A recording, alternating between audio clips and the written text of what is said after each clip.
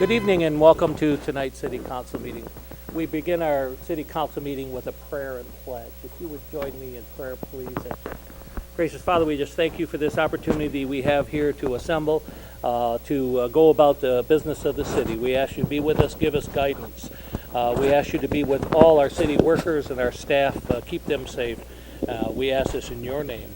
Amen. At this time, I'd like the Vietnam vets to start us off in the Pledge of Allegiance, if you would, please. For arms. Pledge allegiance to the flag of the United States of America and to the republic for which it stands, one nation, under God, indivisible, with liberty and justice for all. Two.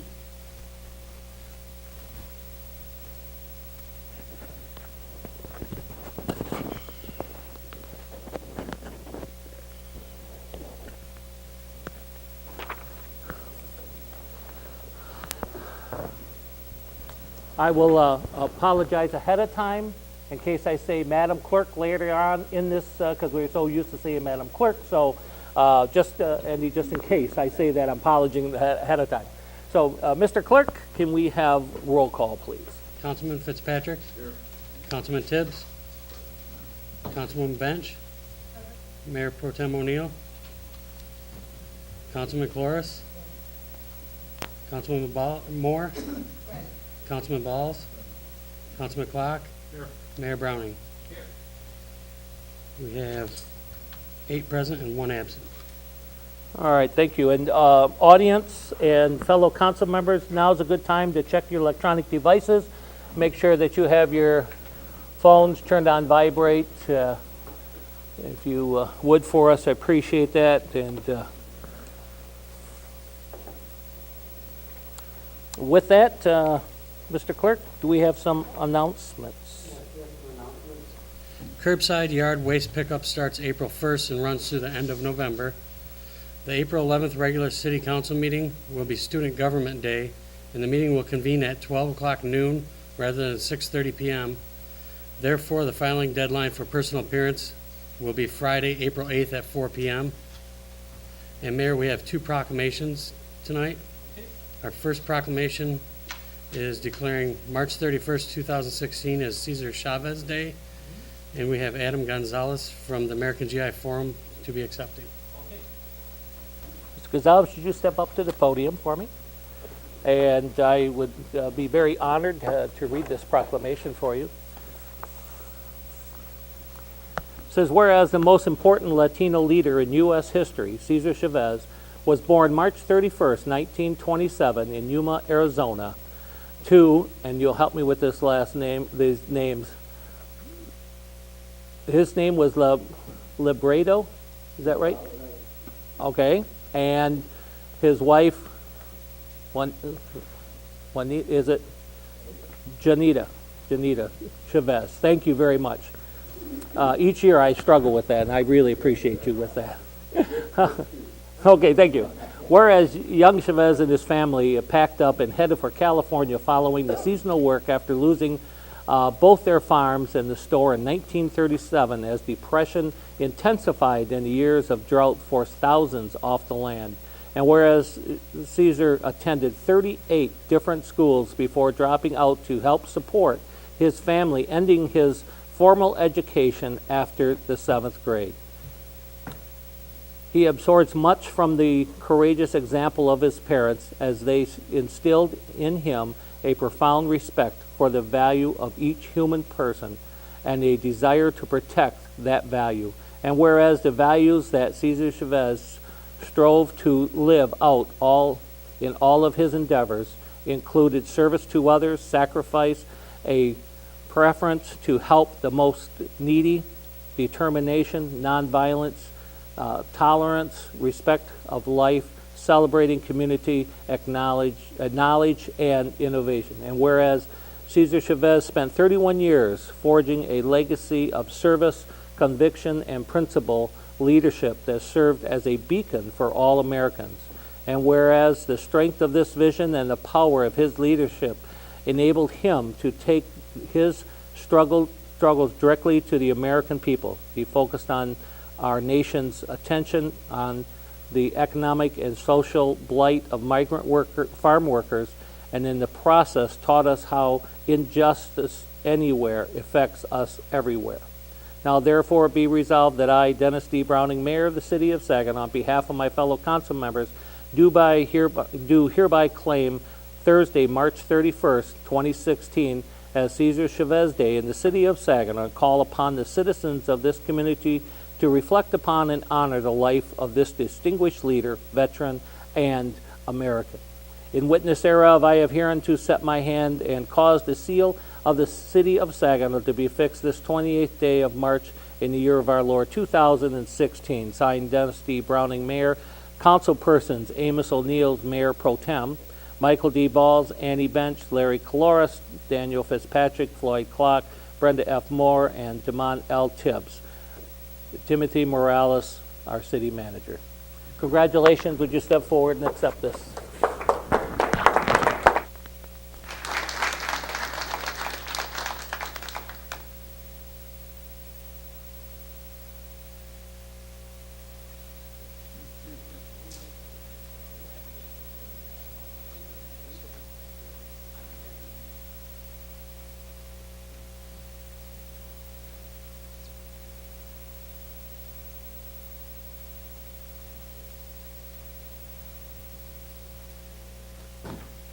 You're welcome to give us a couple comments if you choose.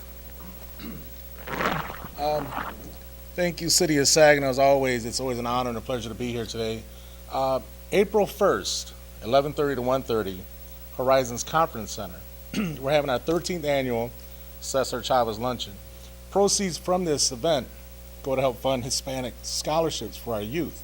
Open invitation. Tickets are a $30 donation. We are a nonprofit, so if anyone can make it, I know Mr. Balls, who was there last year, unfortunately can't be there, so hoping to see somebody up there. We're just honored and happy to be here, and thank you very much. There for me. We'll go on to the next proclamation for me, please. Proclamation is declaring March 29th, 2016 as Vietnam Veterans Day. Bruce Manry from American Legion Post 22 will be accepting. And Bruce is not here to accept it at this time. So I'd like my vets to please, Vietnam vets, please to rise. Thank you. And present this proclamation for us. Whereas the United States of America Vietnam War commemoration is an opportunity for all Americans to recognize, honor, and thank our Vietnam veterans and their families for their service and sacrifices during the Vietnam War from November 1st, 1995 to May 15th, 1975. And whereas more than 9,000 organizations across America have joined with the Department of Defense as commemorative partners to honor our Vietnam veterans, including the Dear Vietnam Vets organization. And whereas this commemoration includes the 9 million Americans, approximately 7 million living today, who served in the armed forces during the Vietnam War. It makes no distinction between those who served in country, in theater, or were stationed elsewhere during those 20 years. All answered the call of duty. And whereas March 29th was the last day that U.S. troops were on the ground in Vietnam, Veterans of Affairs Secretary Robert McDonald has designated March 29th, 2016 as a day to honor those who have borne the battle and to extend gratitude and appreciation to these soldiers and their families. Now, therefore, be it resolved that I, Dennis D. Browning, Mayor of the City of Saginaw, on behalf of my fellow council members, do hereby proclaim March 29th, 2016 as Vietnam Veterans Day. In the City of Saginaw, extend our sincere recognition to all Vietnam veterans for their service during the Vietnam War. In witness thereof, I have hereunto set my hand and caused the seal of the City of Saginaw to be affixed this 28th day of the year of our Lord, 2016. Signed, Dennis D. Browning, Mayor. Councilpersons Amos O'Neill's Mayor Pro Tem, Michael D. Balls, Annie Bench, Larry Caloris, Daniel Fitzpatrick, Floyd Clark, Brenda F. Moore, Damon L. Tibbs, and City Manager Timothy Morales. thank you. Would you come up and receive this? And gentlemen, we'd love to shake your hand too.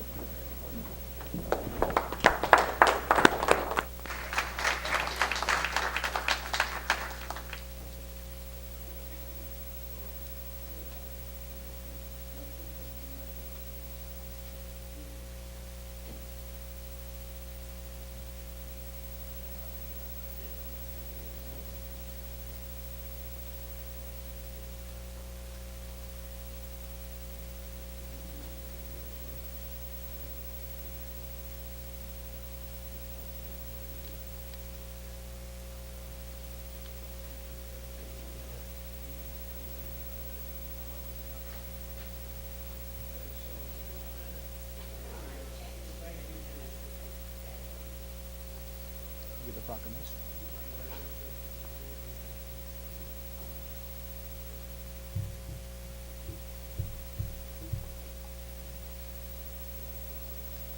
It's up to you, Gil, somebody, anyone that would like to say something, that'd be fine.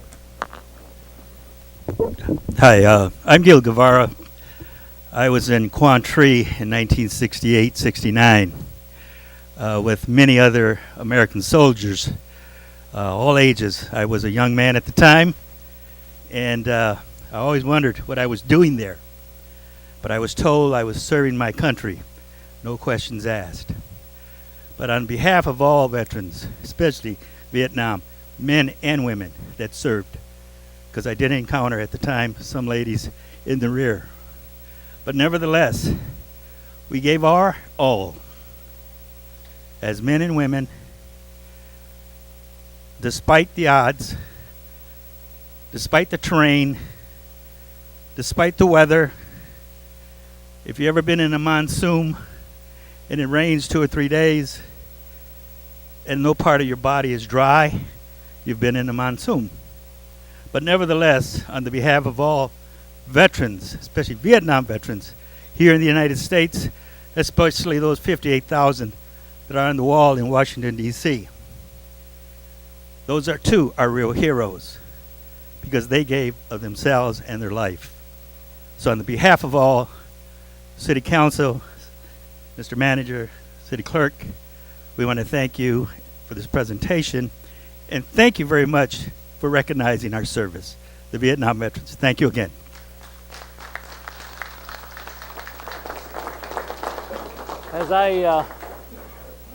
Thank you very much. And as I was sworn in with the Saginaw Police Department, my younger brother of 1 year was on his way to Vietnam and spent several years in Vietnam. And Rick came back just fine. No, he came back. I don't think anybody ever come back from that war just fine. But I'm very thankful to have my brother with me yet, and so many that we didn't. The other thing is, announcement that I'd like to make real quickly right now is the Traveling Vietnam Wall is going to be back in Saginaw on July 16th and 17th. There will be some more information coming up in the next month or so, but it will be, again, I'm guessing they will escort that again. It will be at the Motor Fest, Old Town Motor Fest again. It was a great location. A lot of people get a chance to see that. So I just wanted to add that to that is coming. So thank you once again, gentlemen and ladies of our armed services. Thank you so much for all you've done. So with that, Mr. Clerk, we are now at Public hearings. and Mr. Clerk, let me read the public hearing information. Thank you, gentlemen. The purpose of a public hearing is for the public to address council as a whole and for council to receive comments for consideration at the time action may be taken. Public comments shall not be addressed to individual council members, city staff, or the audience. Speakers must limit their remarks to the subject of the hearing. Begin by stating your name. The applicant or main presenter will be allowed 15 minutes. Other speakers will be limited to 5. Speakers may ask general questions, but shall not ask questions of specific council members. So, Mr. Clerk, our first public hearing, do we have one? We just have one. The hearing tonight is to request an obsolete property rehabilitation certificate at 124 South Michigan Avenue. Okay, and Mr. Tom Miller, come on up, and what exciting news do you have for us? Good evening, Mayor, council members, and Manager Morales. I'd like to apologize first. We usually have a company representative here with us to kind of explain the project. But as most of you know, it's the Easter holiday, and he has young children, so I think they're in Florida enjoying some warmer weather. This project, if you remember, is on Adams and Michigan Avenue. It's the old Arden Whitney flower shop. And the owner is converting it into a distillery where they will distill Michigan-made whiskey and bourbon and gin and vodka. This is a two-step process. You approved the creation of the district several meetings ago. This second one actually grants the certificate of the abatement of the taxes. Just a couple other important points. The Oprah legislation, which incidentally the city manager and I appeared before a House hearing to extend the Oprah legislation, is one of the only remaining tools that's specifically dedicated to urban communities, and allows for an exemption essentially of all of the improvements on a dilapidated vacant building.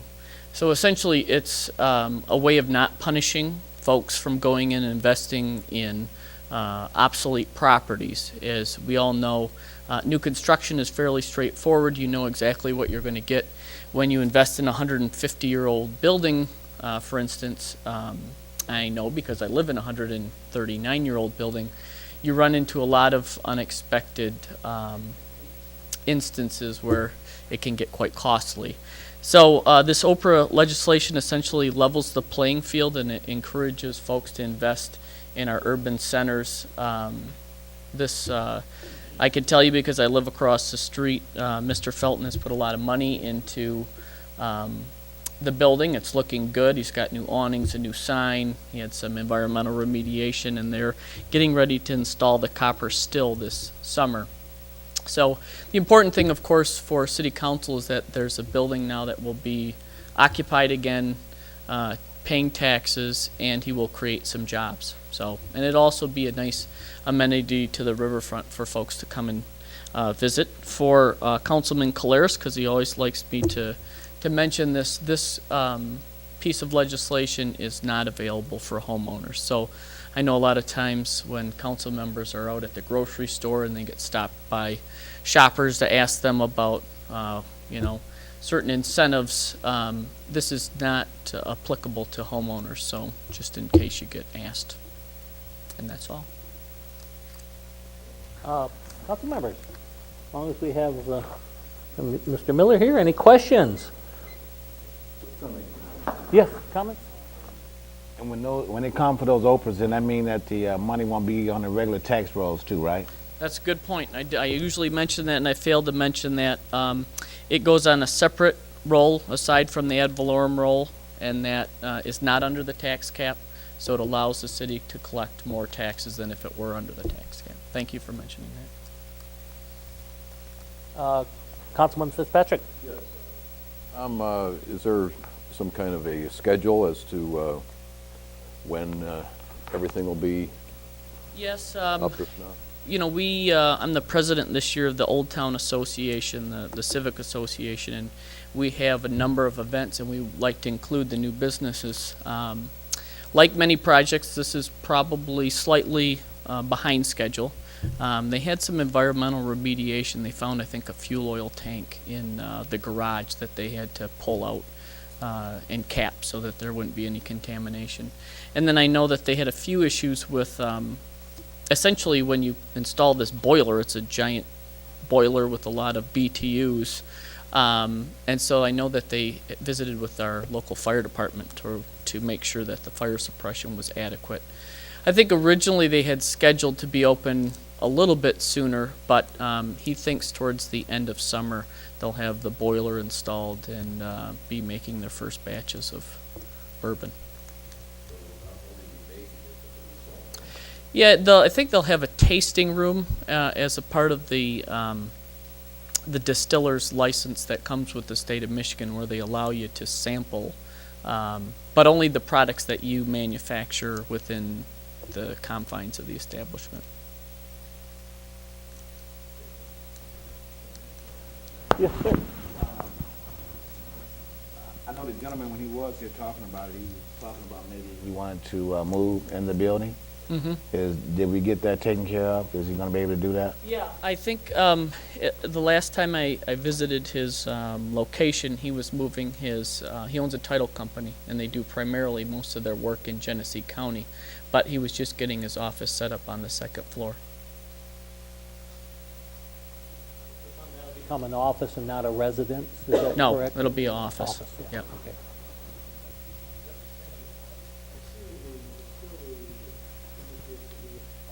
Employees, but if he brings in his office, title office, would that bring in more employees as well? Yes, I'm assuming he's not counting, I'm assuming he's just counting the staff for his distillery, because he talked about several part-time folks, because it'd be open, regular retail hours. So I know that he has at least another 3 staff for his title business, and I don't know if they may maintain an office in Genesee County, but I know that he'll at least have 1 or 2 additional employees. Any other questions? Okay, Tom. Thank you very much. And is there anyone else to speak? Third and final time, anyone else to speak? If not, we'll entertain a motion, please, to... Been moved and supported. Is there any further discussion? All in favor signify by aye. Aye. Those opposed? Motion carries. Madam Clerk, Mr. Clerk, I'm sorry, see, I didn't get very far, did I? I did make it very far. I'm so used to saying it. Mr. Clerk. We are at. That brings us to personal appearances. All right, and I'm going to skip these personal appearances instructions because the first one knows them very well. So go ahead. Our first personal appearance is Greg Branch.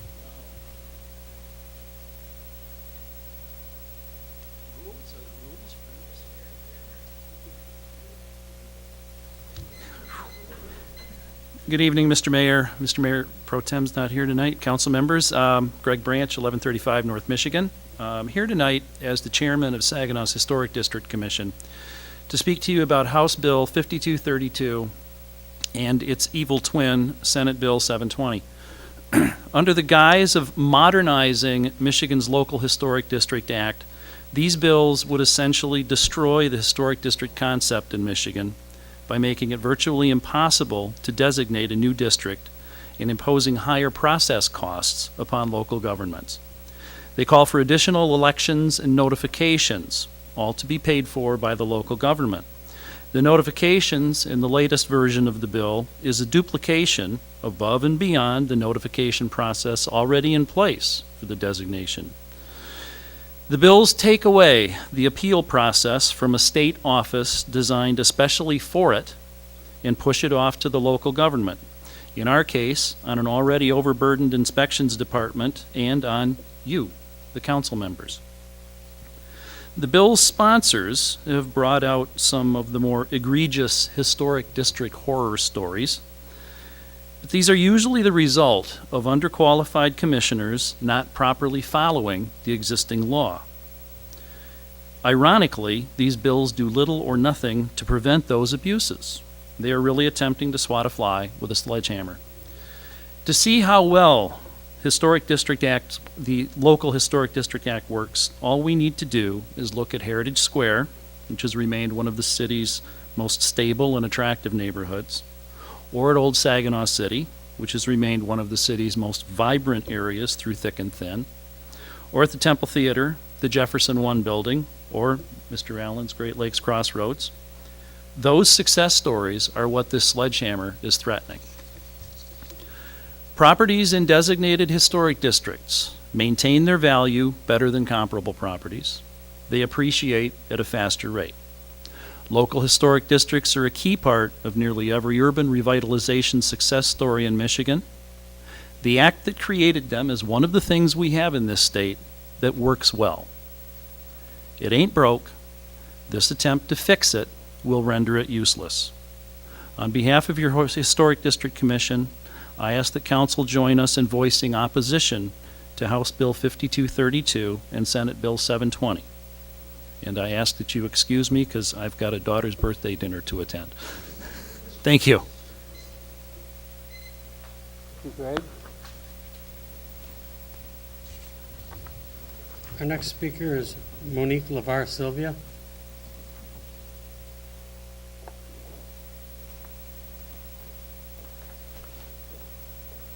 And I know the rules too. Okay. Good evening, Council and Mayor. And first of all, I'd like to thank you for this time to address you. And I pray it's just 3 minutes. But I'm actually coming to the council in regards to the closing of Kroger's in Buena Vista Township. And I know that's in Buena Vista Township, but it affects a big part of the city of Saginaw. And the reason I'm coming to the council is because I have not heard anything from council in regards to that, not saying that you have not given opinion or made comments in regards to that. I just have not heard them. But I was just wondering what, as a city council, that affects. It's going to definitely have a domino effect on our senior citizens and handicapped persons that are right in the immediate area. And a lot of people think there's nothing that they can do and or say because it's a store that's in Buena Vista. But there's a lot of the city of Saginaw that shops at that store. And I am perplexed simply because the people that own the store refuse to speak with the Buena Vista manager and other officials. So I'm wondering, when you don't want to speak, what are you hiding? That's the way I feel. I think evidently they should have been able to sit down and speak with not only Buena Vista officials, but also city officials. And I'm hoping that, not just from what I'm saying today, that our city would step in, because this is going to have a bad effect. When you think about the Amigos going up the street and crossing over, it's the nearest store, major store, is several miles away for persons, and it doesn't affect me directly, but indirectly. My mom is over 70, and I think she'll get mad at me because I told that today, but I'm just saying, our senior citizens, the doors being open now for vultures. Because when that store is gone, if it's gone, you're going to get all kind of little diamond pop stores that want to charge our seniors and handicap and whomever else in the area double and triple, grocery prices. And I'm almost at loss of words to wonder why they wouldn't sit down and speak with any officials at all. They just came in, took our money, and then they're leaving. Like goodbye, turn the lights out. And I think it's very unfair, and I'm hoping and I'm requesting that city council let them know that you just don't come in, take our money, and leave, because it's totally unfair. They could have come to the table way before they announced the closing. Even some of the workers there didn't know they were closing. So I think they should, if they were, being forthright, they should have let people know way before they did. Sit down and talk with someone. Thank you very much. Have a lovely day.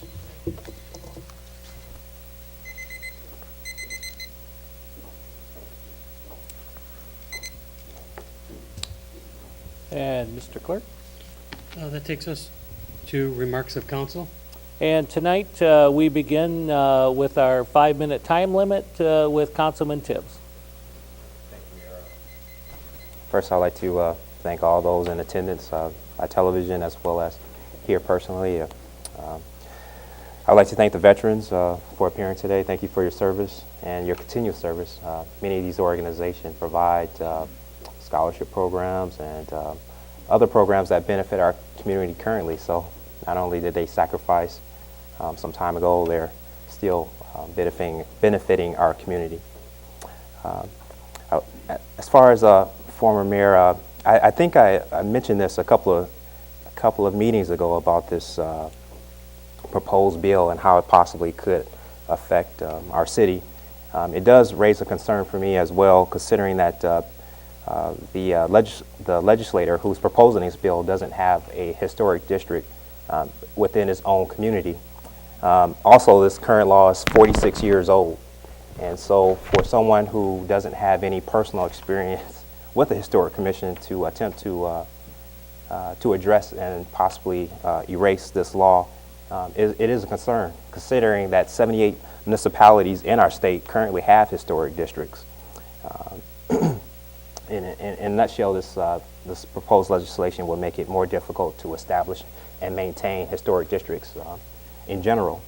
And that would be totally opposite of some of the goals that our residents has already set, considering the place plan, which we discussed a few months ago, as well as our master plan. All of these plans discuss how Saginaw should do what it can to preserve his history and its historic buildings, as well as being a selling point to our state in general. Because Saginaw history and and what it's provided to the state is a selling point, and it's a selling point that we should take advantage of. As far as this proposed resolution, I believe IPSI, I know I say it wrong from time to time, they have already approved a similar resolution against this bill. So I encourage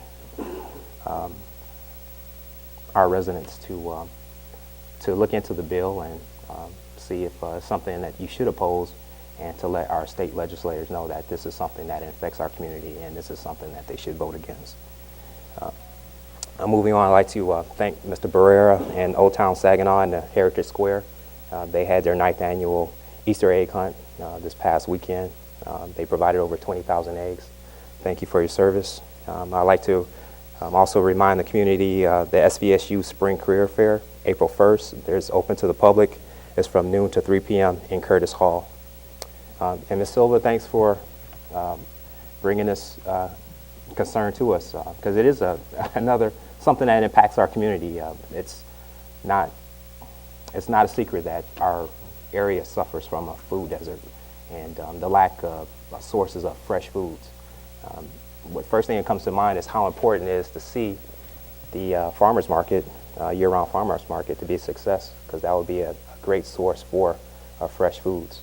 But again, thank you for coming and sharing your concern. And that's all I had, Mayor. Thank you. Okay. Thank you very much. Yes, thank you, Mr. Mayor. In regards to the closing of Kroger and Dixie Highway, it's troubling. The thing that happened a number of years ago was we had a Kroger also on State Street, and there was a lot of upset and petitioning going on, trying to get Kroger to reconsider and to even rebuild. They wanted to rebuild. They wanted to open up a bigger store, more of a super Kroger, which is understandable, offering gas, etc. We even tried to talk to them about doing that within the city, but it's a private business, and they certainly have all the data that they needed to ascertain that it would be in their interest to move out of the city. I think that it's unfortunate that they don't consider that it leaves large areas of the city of Saginaw where people maybe don't have the ability to travel those distances to get there. So, and again, Buena Vista is the place that would have to take the charge on this and the lead on it, I think. But if folks are really upset about it and want to do something about it, then some kind of a letter writing campaign, some sort of publicity directed at Kroger headquarters would be what would be required. I don't know whether or not we ever put a resolution forward in, as far as the West Side Kroger that was on state, whether or not I suppose we could go back and look at that, but it's possible that we could also, again, a resolution supporting those folks over on the east side and in the Dixie Highway corridor there to say, hey, we fully support their need for good grocery store shopping and reliable prices. I mean, it is good to have a Kroger, a large grocery chain represented, rather than, in fact, having to go to the little stores and pay 2 and 3 and 4 times what you would for basic grocery items. So, and yeah, I guess I just wanted to mention that the Easter egg hunt that has been going on for so many years was started by a good friend of mine in the cities, I think, Bob Mall, who passed away a number of years ago. And it's nice to see that continues. So, happy Easter, everybody, and that concludes my remarks. I too want to say good evening to all those who are present, to those who are watching on SGTV, and to thank you for your interest in the operations of your city government. The personal appearance by Mr. Branch, former Mayor Branch, unfortunately he had to leave, as he indicated. It is important to recognize the concerns that he raises regarding these two, the House and Senate bills, because of the, as fellow council members have indicated, the strength those historic districts have brought to our city. To lose that option or that possibility, or even to have it hampered, is certainly not a good idea.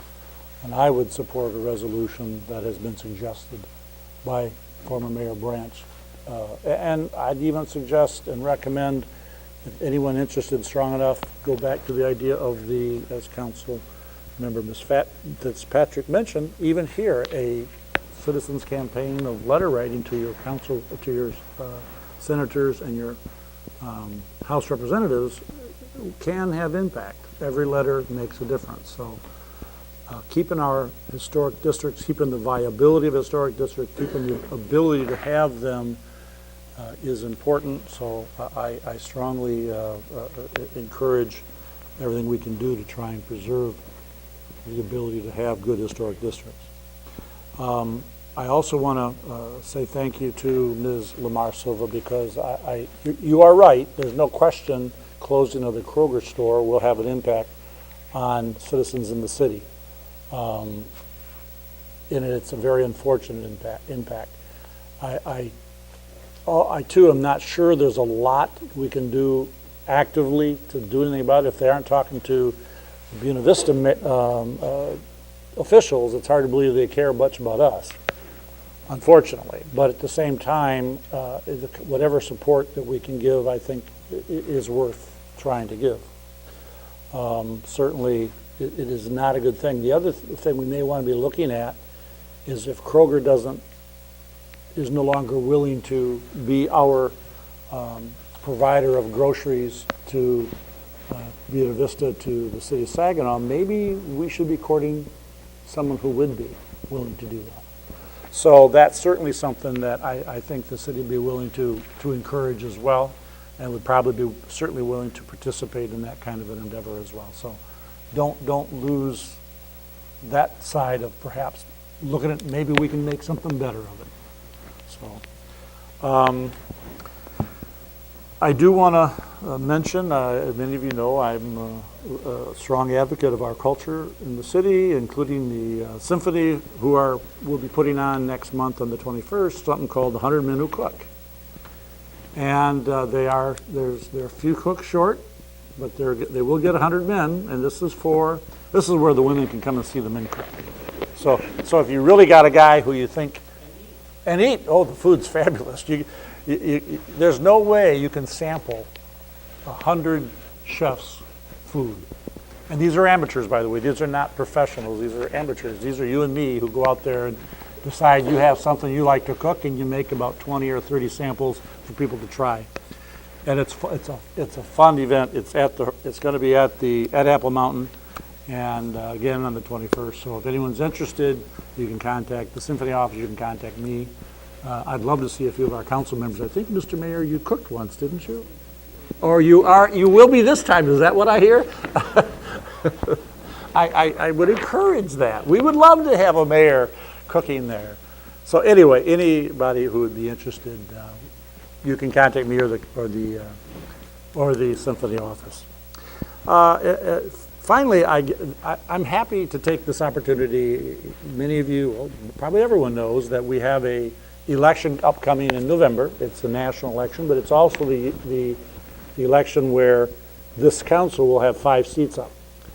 My seat is one of them, and I'm going to announce that I will be running again for re-election. So I think it's a great opportunity here. It's my chance to tell all of you, my chance to tell those on SGTV that I don't think my job here is done. This is a very strong, good, hardworking council, committed council, and it's a group of individuals on this council who have been working very hard for the betterment of the city and its citizens. And I'm happy to be able to try and continue doing that, my part of it. With that, Mr. Mayor, I thank you and for the opportunity to speak today. Sometimes short is sweet. Thank you, Mr. Mayor. I'm glad the president has been set that we can do that at the city council seat when you want to go for re-election. So I just want to remind you, in case you remind me. Are you running this year? No, sir, not this year. But anyway, I'd like to thank the citizens for coming to the city council meeting today to get involved in the way that we get work done here in the city of Saginaw. I'd like to let the citizens know, too, that some of the city council people attended a conference in Lansing, the Michigan Municipal League Conference, where we learned a lot from our vendors and other people that's trying to sell us wares and how we can come back and bring things back to the city to make this a better place and get it at cheaper prices. I had the opportunity to attend a youth summit at the former Mayor Gary Loster's church Saturday, and it was a real enlightening summit. We got the opportunity to pray and I personally asked the community there to get involved in a young person's life, a child, a teen, or a young adult. You know, just talk to them. You'd be surprised on how much kids accept what you're talking about if you have an opportunity to engage them. I just so much believe that association brings about assimilation so much. Because I know the guys that hang around gangs, they do it because they want to be in the gangs and do knucklehead stuff. And normally when they hang around people like the Big Brothers and Sisters program, they become productive members of society. So I encourage everybody in the listening ear and here today to get involved in a young kid's life. You'd be surprised on how much it'll change our city. As far as Ms. Lamar is concerned, I have that opportunity to call Kroger stores myself because I do stop at that store. Trustee Dillard had a flyer that she's passing out asking people to call, and I did do that because I do understand that we have a lot of housing developments right there in that area right there, and I know some people walk to the store and they can only drive 2 blocks to get to the store, and it's going to hurt them tremendously. But hopefully, you know, when one door closes, normally another one opens, and I hope it be one in the city of Saginaw this time. Then maybe we can court some grocery store to open up here or even get bigger. We do have a shopping center not too far from here that I know a lot of people go to. Other than that, I don't have too many other things to say. Just hoping and praying that the city get better. It's getting warm outside, and you understand a lot of the issues that Saginaw do. A lot of things happen when it get warmer outside, and not always good in the city of Saginaw. So we need to be engaged in those people's lives who normally do those type of things. So, and I'm looking forward to the good things that happen in the city of Saginaw too, because this is a great place to live. We're growing. A lot of good things are opening up, and we should partake in those things to make our city better. Thank you. Good evening. First, I'd like to thank everybody who spoke this evening. Mayor Branch spoke, and the topic he talked about happened to be a topic that we talked about at MML, which is Saginaw, which is Municipal League. And I attended a workshop, 3.0, and in that workshop they talked about this bill. And this bill is not there yet, but it's working its way up the ladder. We've already started through Municipal League. We've already started making our calls to our legislators.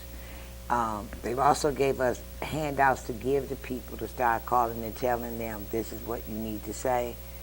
And they also plan on doing some phone banking. The last couple of weeks have been really exciting.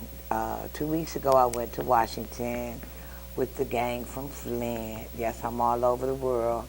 I went to Flint. We went to Snyder's hearing.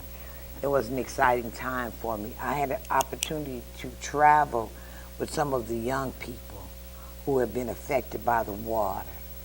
Just being in their presence was enough to make me really, really appreciate drinking water and baths.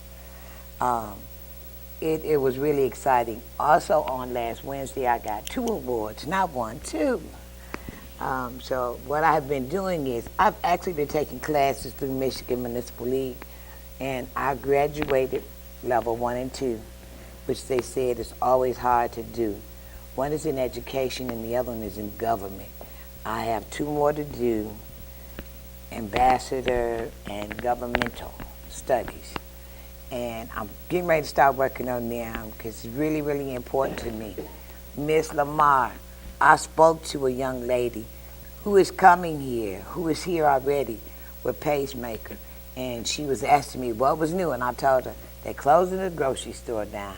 And she said, we got to see what we can do. So we are going to try to do something. We don't know what. We can't promise anything. But sometimes, just like Mr. Clark said, Councilman Clark said, sometimes good things happen out of bad things. We may be able to get us a Costco in here. We may be able to get us our own store. Who knows what we might get in this area. Saginaw is on the move. I'm truly, truly excited about the things that we're getting ready to do this summer and the things that we've already done. And with that, Mayor, thank you so much. I think it's been pretty well covered. Okay. I'll pass. Thank you. All right, thank you. Thank you. Good evening to everyone here tonight and everyone watching at home. I don't want to reiterate too much of what everybody has said, but I do concur with my fellow council members' comments about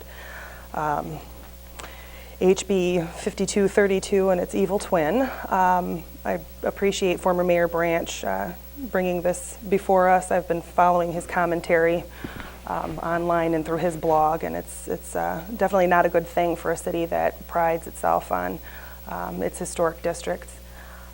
So I definitely support the resolution that's been proposed. Ms. Lamar Sylvia, thank you for your advocacy for your for the people who are affected by this issue. I know I heard about this, and it's very disappointing and frustrating for I imagine everyone out in BV who shops there exclusively, but I know so many people from that side of town who go down Dixie Highway and shop there, and it's definitely a concern that council's aware of because we already have so many neighborhoods that are so limited, to shopping at the corner store and paying outrageous prices for the basic necessities. So anything our council can do to support that, if there is a movement to keep them there, certainly. I personally would love to see us do what we can to court a new grocery store into the city limits, because I don't believe we have any major grocer at this time left outside of maybe Save-A-Lot. So we definitely are aware of the concerns and understand the impact that it's going to have on those folks. I also want to take the opportunity to commend our Officer of the Month for March, Sergeant Mark Scott. Our officers have been, continue to do a good job and work very hard for the citizens. I've had actually, within the last couple of weeks, a few people approach me and praise some of our officers who have been called to the scene of some difficult situations, and they've earned some praise, and they deserve that, because that is not an easy job. So thank you. And I too am going to take the opportunity to announce that I intend to seek re-election to City Council. I am one of the 5 up. I can't believe it's been a whole 5 years. And I've just been very grateful for this opportunity, and just want to continue to work hard on the things that the citizens care about, and hope to remain here and keep this group as much intact as possible. So thank you, and that's all I have. Thank you. Just a couple additional comments. I too attended the Capitol Conference and certainly enjoyed many of the workshops. But I did find out that on Friday at 4 o'clock, Delta College was presenting to the Appropriations Committee. And so I had a chance to break away from the conference and join Delta College president and staff as they presented to the Appropriations Committee. I was very impressed with their presentation that they presented. Of course, kind of a little biased, and they're talking, Saginaw Center, and I said, this is cool, but they competing with Central Michigan, University of Michigan, and Wayne State University, and so. But I listened to all of the presentations, and Delta College was just right on top of it. So I chose not to. They asked me if I wanted to speak, and I didn't see any need to it. And then once it got going, the one question that came from the chair was, and I really restrained. The good thing my wife was with me. The question from the chair was, "Is it really safe downtown Saginaw?"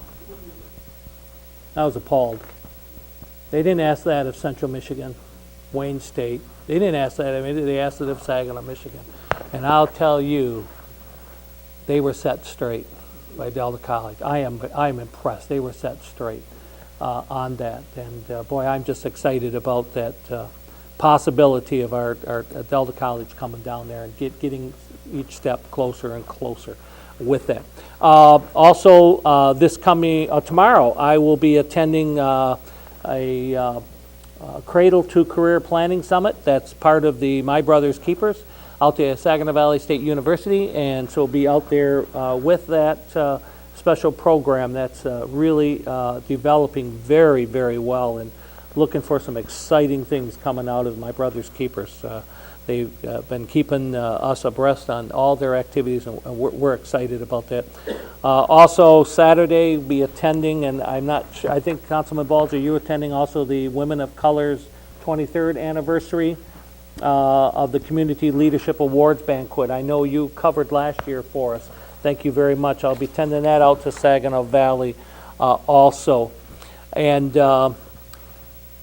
the reference to Kroger, they did this again just not too long ago in Flint. They in an area, Flint, very much like Saginaw, they decided to close one. It's my understanding, though, there is an independent, pretty good-sized store that has stepped up and said they would like that opportunity. So I'm hoping that we look for those opportunities here too, for that. So look for that. And then the last thing I really want to do right now is just take this opportunity, if I could, for Brenda. I have 2 awards here from the Michigan Municipal League. This is the first one, Brenda. This is the Elected Officials Academy. This was presented to you, and I just wanted to present that one. And then your second one here is the Level 2 Leadership Award. So I want to congratulations from our council members. And certainly want to acknowledge that with this upcoming election of council members, that we strongly encourage current and new council members to attend the MML, especially the training that has to do with being an elected official. It's great background information, and it's super for all of us to have that. So we certainly want to do that and encourage you, Brenda, continue on in those each of those steps that you do there. So with that, Mr. Clerk. That takes us to reports from the manager. Thank you, and we have a few presentations this evening. So first, I'm going to have former Mayor Carol Cottrell come up. She has a presentation for us, and I want to give her the opportunity to go first so she doesn't have to spend too much time here. But this is a project that Mayor Cottrell started with the Riverfront Development Commission, and I know you're all familiar with the commission, but I'm not sure everyone's familiar with the fact that the commission used to have pretty significant funding level when the council established it years ago, and now has zero funding, very similar to our park system. As the city began to lose revenue, of course, public safety was prioritized, and a number of other departments have basically completely become unfunded. Parks, I believe, is down to about 200,000. Back in the 1970s, Parks was at 2 million. So you can do the math there, but the Riverfront Development Commission has no funding from the city of Saginaw, so I think it's a great initiative that some members took, and without further time, I'll let Mayor Cottrell talk about the project that she helped set up. Mr. Manager, Mr. Mayor, always good to see you again. Council members, Mr. Clerk, and again, thank you for allowing me this time.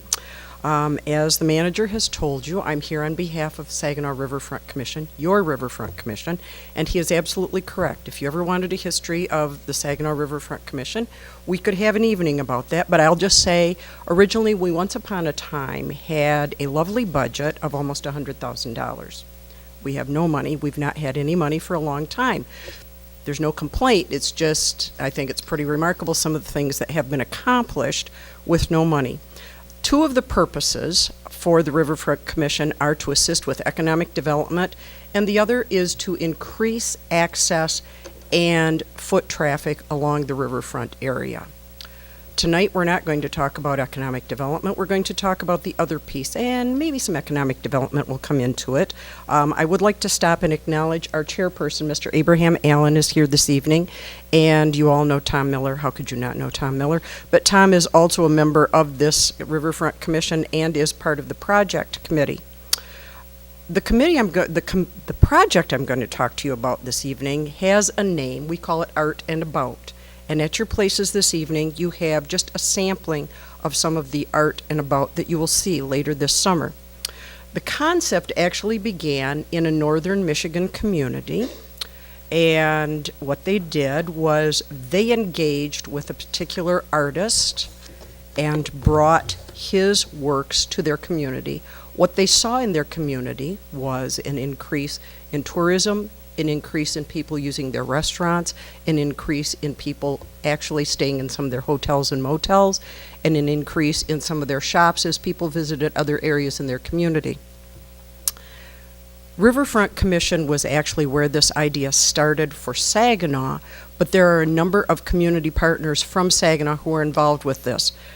Beyond Saginaw Riverfront Commission, there is the Saginaw Community Foundation. Their representative is Ms. Renee Johnston, who is the CEO of the Community Foundation. We also have the Saginaw Art Museum. Both the CEO, Stacy Gannon, and the curator, Alyssa DePlanty, have been very active with this. TriStar Trust with their CEO, Larry Preston. Covenant Healthcare Director of Business Development and Marketing, Larry Daly. Carleton Public Schools, Lauren Collison, her husband sits on the Riverfront Commission. I believe he is a colleague of Councilman Tibbs in the Prosecuting Attorney's Office. And Lindsay Brown from Saginaw Township Schools. And I will explain, I believe you were at her wedding, actually, Mr. Mayor. Memory is a wonderful thing, isn't it? Anyway, all these people have worked to bring this sculpture project to the citizens of Saginaw for the summer. It will be 20 sculptures. They are all life-sized bronze sculptures. There are 20 of them. 19 are from a collection called Celebrating the Familiar, and one is from the Beyond the Frame and Impressionistic series. I'm going to share with you each of the sculptures you're going to see this summer. They will be throughout the Riverfront district. They will be in the downtown area. They will be in the Old Town area. They will be in Celebration Square. They will be here from mid-May through Labor Day. There will be maps. So if you find one sculpture, you'll find a map at that site, and that site will take you to all of the other 19 sculptures. The maps are being created by students at Heritage High School. So that's where Heritage comes in. Sponsors range from the Community Foundation to the Morley Foundation, St. Mary's, Absolute Building Maintenance, First Merit, Garber Management, a number of other community partners. I want to stop and acknowledge for a moment Absolute Building Maintenance, because they're doing something unique. One of the things that we have to do with each of these sculptures is maintain their appearance over the course of the summer. And as part of their sponsorship, Absolute Building Maintenance is taking on that task to maintain the appearance for these 20 bronze sculptures throughout our community. We're using ArtWave, which I don't know, Mr. Mayor, if you've had a presentation from the Great Lakes Bay Regional Alliance on ArtWave, but it is something that is being rolled out this spring. It pertains to all the region, or all the communities within the Great Lakes Bay region. And each community has a month where every artistic event within that community is going to be highlighted to the other communities. Saginaw's month is May, which is why we chose to bring the sculptures a little bit earlier than we had originally planned. We originally planned to bring them Memorial Day weekend, but when we found out we had May for ArtWave, we bumped it up a couple of weeks. Ways that people can contribute.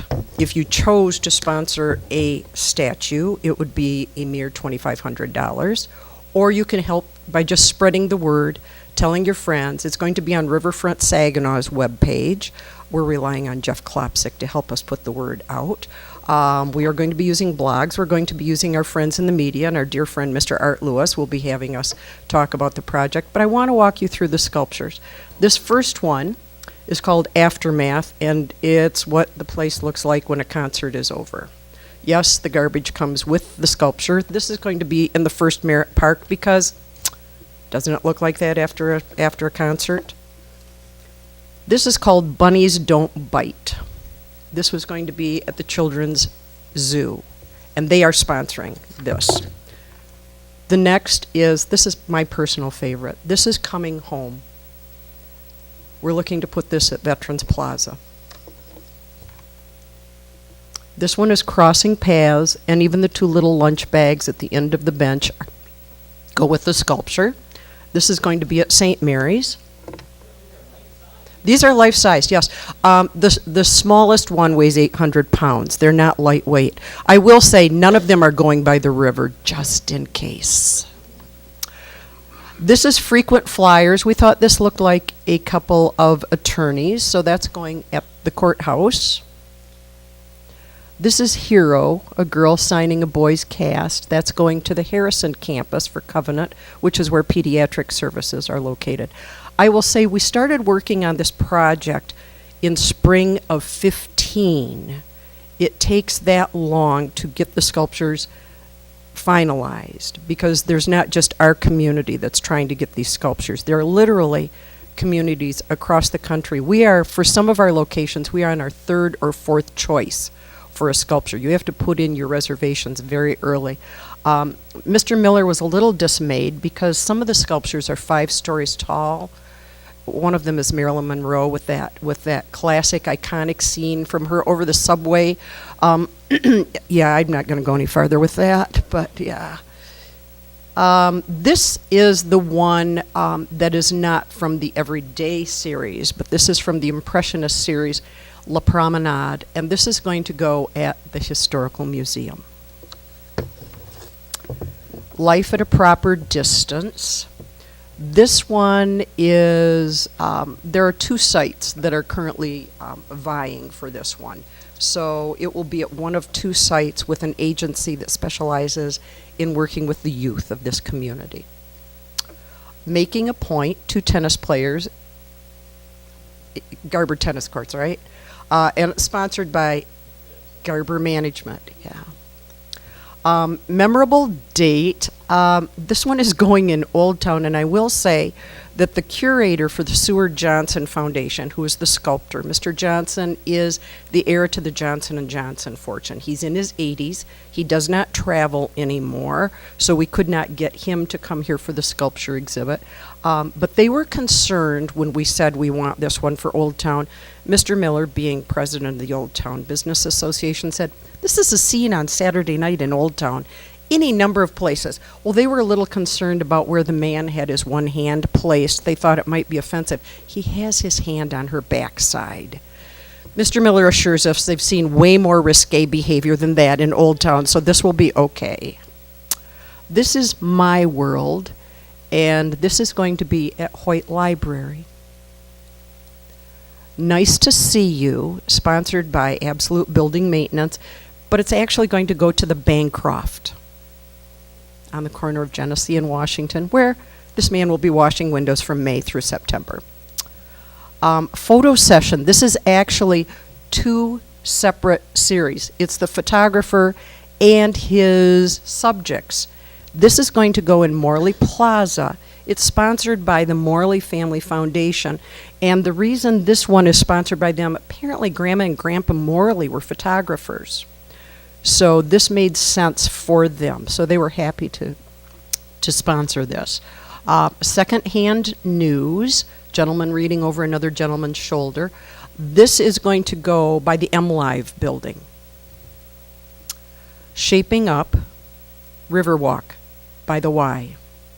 I will tell you, my dog saw this and could not understand why the woman stopped running. I mean, he kept trying to pace around her and get her to run with him. Yeah, she wasn't having any part of it. Sidewalk Concert. This is going to go in front of the Temple Theater, sponsored by TriStar Trust. The Skateboarder is going to go in the skate park, and it's sponsored by the Community Foundation. Uninvited Advice. This is going to go to the Saginaw Art Museum. Now you'll notice that that woman is painting something. What is unique about this sculpture is we have submitted a picture to Seward Johnson of what this woman will be looking at in Saginaw. That will be on the sculpture. So what this woman is looking at, you will see her painting in Saginaw. Waiting to Cross. This one actually is going to come here to City Hall. The city manager thinks we can stop traffic with this in the crosswalk. So he's looking for a safety measure with this sculpture. When Now Becomes Then. This is a woman sketching. She was our 4th choice for the Anderson Rose Garden. The other 3 were all gardeners. Every one of them was taken by another community. Some of them were reserved like 2 years ago for this coming spring. Just like in Uninvited Advice, this also will show what she's looking at on her sketch pad. And those are the 20 sculptures that are coming to Saginaw this summer. So what I would leave with you is this is just the beginning of information. We wanted to share this with you before we took it out to the public and made them aware of what was coming, because after all, it's coming from the Riverfront Commission. We will have some events in conjunction with this. Those are not yet finalized. The other thing I will share with you is that Art and About is not a one-year project. We have already got next year's summer project in mind, but we're not going to tell you what that is till the end of this summer. But I just want you to know this is an ongoing thing. It's meant to support. It's not meant to replace anything that's going on in the city of Saginaw. It is to support those initiatives that are taking place when people come to Friday Night Live, when they come to First Merritt Park, when they come to Old Town, when they come to, the fireworks. Happens to be a special of mine, as you know, Mr. Mayor. This will give them something else to occupy their time, to look at all these wonderful things. They are all placed, if you noticed as we were going through this, They're all placed where there's an opportunity for them to do something else. You know, the date is in Old Town, where they can visit one of the restaurants, they can visit one of the shops down in Old Town. The Nice to See You at the Bancroft. Again, I will say First Merritt Park is sponsoring the one at First Merritt Park. So, ladies and gentlemen, I appreciate your attention. I'm sure there are things that you are looking forward to discussing beyond art this evening, but we just wanted to make you aware of this, and thank you for your time. I would be happy to answer any questions if you have any. Otherwise, we will Questions look or for comments? Councilman Floyd, go ahead. I don't have any questions. Well, maybe you could say this is a question if I phrase it correctly. You have the beginning, and I say that very specifically, of a wonderful program here. Thank you. And by beginning, I mean you're introducing the community to art all over the city. And I think it's a wonderful project. And I'm looking forward to not only this year, future years. But to me, it is a beginning because it will invite all of us to think of other ways to bring art to our city. Having sculptures throughout the city permanently would be fabulous. And I Would know you you're like a thinking of this price? already. Would you like a price? Well, no. We have many talented people from Saginaw, Indeed. some who live here, some who don't. We have sculptors at Saginaw Valley. We have sculptors at Delta. We have a college coming eventually to downtown from Delta. To me, the idea of approaching Delta and saying, what do you have in mind sculpture-wise for our city is something that can grow out of this. So I thank you, and I thank the Riverfront Commission for what you're doing. Did I get that right? Yeah. I thank you for what the Riverfront Commission and all that's being done. I think this is, art is uplifting. Art has a wonderful way to introduce people to their city that we haven't had. And to see this develop is wonderful. So I see it as a beginning, and I look forward to where we go from here. Thank you, Councilman. I will say also that we did not intend to overlook other areas of the community, but because we are the Riverfront Commission, that's why we focused on this area. We obviously see the potential, though, to expand the art project throughout the community. Well, thank you very much. I think it's going to be nice to see these sculptures in the city of Saginaw this summer. But I was more interested in what else are the Riverfront Commission doing or thinking about doing around the river. Oh, Councilman, I'm so glad you asked. Thank you for asking that No question. Well, we do have, I want to say, is it the 23rd of May, Mr. Chairman? Every year, the Riverfront Commission has sponsored a riverfront cleanup. So that will be our next project. The location within the Riverfront District that's going to be focused on this year will be decided at our next Riverfront meeting, so you can look forward to getting that information. So that's one of the things that will be coming forward from the Riverfront Commission in terms of an immediate project. We don't actually go out and seek developers in terms of within the Riverfront. You have Tommy Miller and Saginaw Future who do that. But what we do is we review their plans, work within the design guidelines, the zoning guidelines, and the developers to help them. And I will use it as an example, the Walgreens on the corner of Genesee and Michigan, that when they first wanted to bring that in, it didn't look anything like it does now.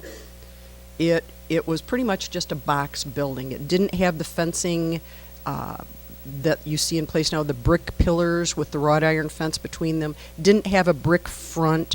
So while the use was permitted, we looked at the appearance guidelines and said, you have to do something to make it look more appropriate for the area. If you recall, Chicky Vacuum and some older brick stores used to be there. We wanted to retain that flavor. So that's one of the things that your Riverfront Commission does also. You have a dollar store going directly across the street. Mr. Chair, how long did we work on that appearance before we got them to change what the appearance? So while we're not doing the development seeking ourselves, we are working with the guidelines established by the zoning department, planning department, and the city's master plan to make sure that developers coming into town are adhering to those. I will tell you, a number of years ago, and I'm trying to remember who else was on council then. Mr. Mayor, I don't remember if you were on council or not, when at one point in time, there was a developer who tried to bring a methadone clinic to the riverfront. That didn't happen because your Riverfront Commission stood up and said, we're not saying that there shouldn't be a methadone clinic to help people with that problem, but the riverfront is not the appropriate location. Let us help you find another location. MCVI buildings 1, 2, and 3, those were the first 3 projects for the Saginaw Riverfront Commission. If you were to go back to 2000, I know this is way more information than you wanted, but this is my passion, is your riverfront. Those were the first 3 projects with your riverfront master plan back in 2000. So again, we don't do the development, we just work with the developers. So thank you for asking. Any other council members? It seemed to me last year we had at least I heard about the first time last year, we had down on Hamilton, we had a bicycle tour. There was a group that was touring the city. Yes. Yes, they're starting back up. And as soon as you started your locations, and I'm starting to connect the dots. Wouldn't that be a great That's a bike tour. For a bike tour Absolutely. to take those? Because and by circling then the whole riverfront, that is amazing Yes. to be able to do that. You know, as you talk about the bikes, going back to Councilman Ball's question also, one of the things that Riverfront, particularly Tom, has been working on is the Iron Bell Trail. I don't know if you've heard of this. It starts in Belle Isle. It's going to go all the way up to Iron Mountain in the Upper Peninsula.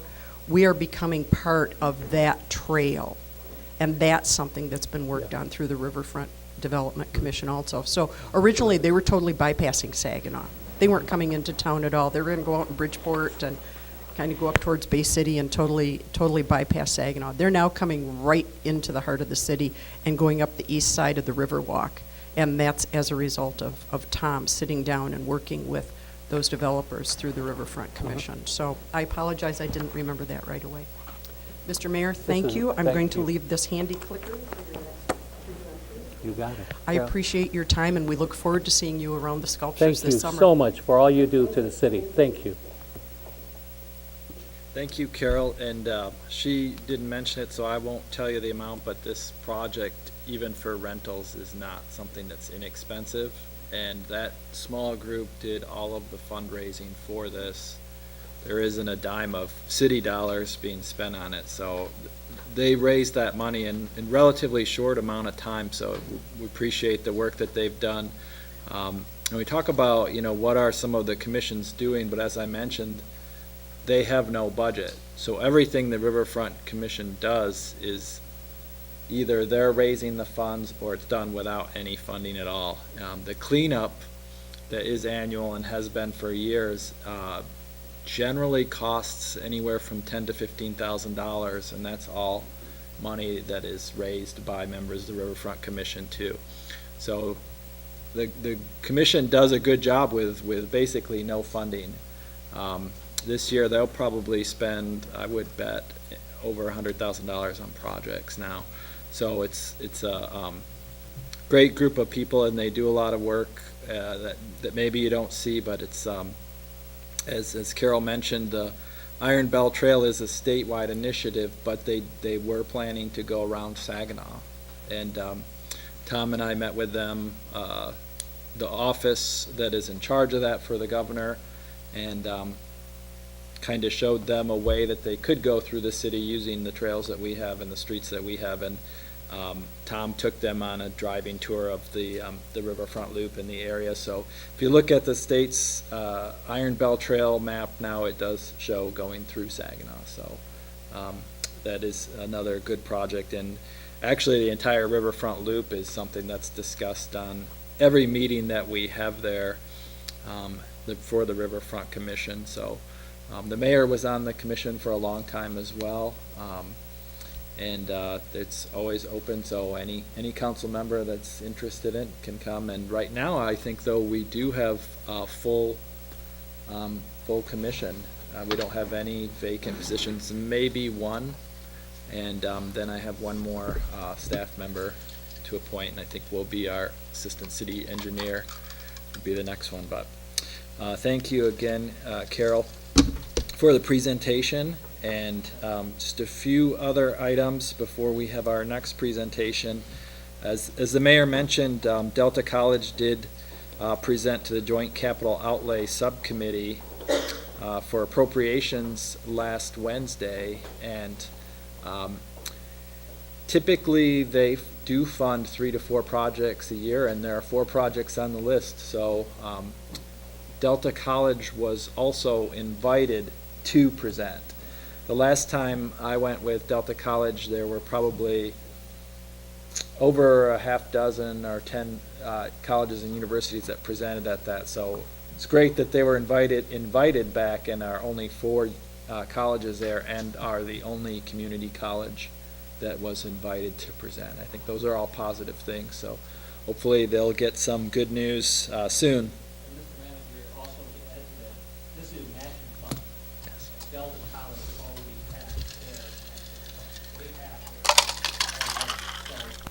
If they are awarded that, they do not need to go out and raise that. And that puts them higher up the ladder of being able to get that, secure that fund. So we're excited about that. Thank you. $12 million project, and Delta College has $6 million set aside for the project. And I'll tell you, that state capital project is set up to fund up to 50% of the project. So when the other universities presented last summer, I don't think there was one that had half of their money. A lot of them were planning to figure out how to get half the funding if they were awarded. So they have a great presentation, and that's one of the bigger reasons why their presentation is so good. They've planned this project very well. The other reason I went is I'm hoping to find out where they're going to be. I don't know. They wouldn't tell. They wouldn't even tell the committee. They said, we have several sites, and they left it at that. They, for purposes of being able to negotiate better, they're leaving that open. So, yeah, and I was hoping to have an insight on it, but we don't. Okay, and also, as Tom Miller mentioned, he and I both went to present at the House Tax Policy Committee on Wednesday as well, and that was Wednesday morning, on Oprah legislation. It's actually our own Senator Ken Horn who proposed the Oprah extension for 10 more years. That legislation is set to sunset at December 2016. So it's a nice one-page bill that extends it for 10 more years. So he met us there and testified before the committee as well on the positives, particularly for Saginaw, for the Obsolete Property Rehabilitation Act legislation. And just a few items. We currently have 16 Oprah certificates in effect in the city that have resulted currently in over $6 million of investment, and another planned $19.2 million. And one project alone that the council approved the Oprah for was the Bancroft and Eddy buildings that resulted in over $5 million in investment downtown Saginaw.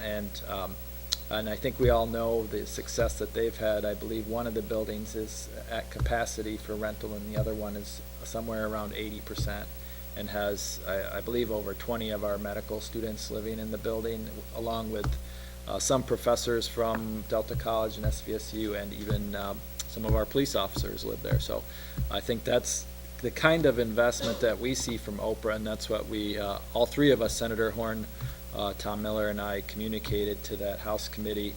And I would also point out, we did have our citizen talk about the supermarket, and a number of council members did, but council approved an Oprah certificate for the old Kroger store some time ago, and I believe that is one of their goals, is to have another store rent that.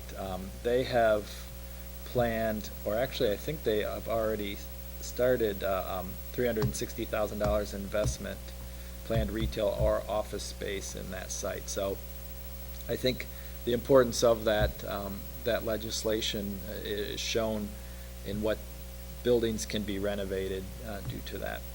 And again, it's no change to the legislation other than an extension for another 10 years.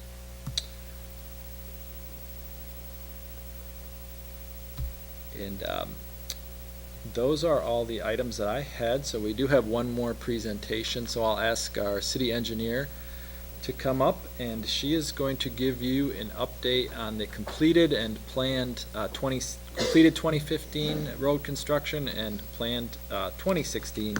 And this is something that I think a number of council members asked for some time ago. We've done it the past few years, so in case you were getting questions on what's upcoming and if any projects are done, this is an opportunity to see what they've worked on and what engineering and traffic and streets will be doing in the next year. So Beth? Thank you. Mayor and council members, as Mr. Morales said, I am here to talk about the projects for the bridges and roads that we completed last year and the planned projects we have for this upcoming construction season.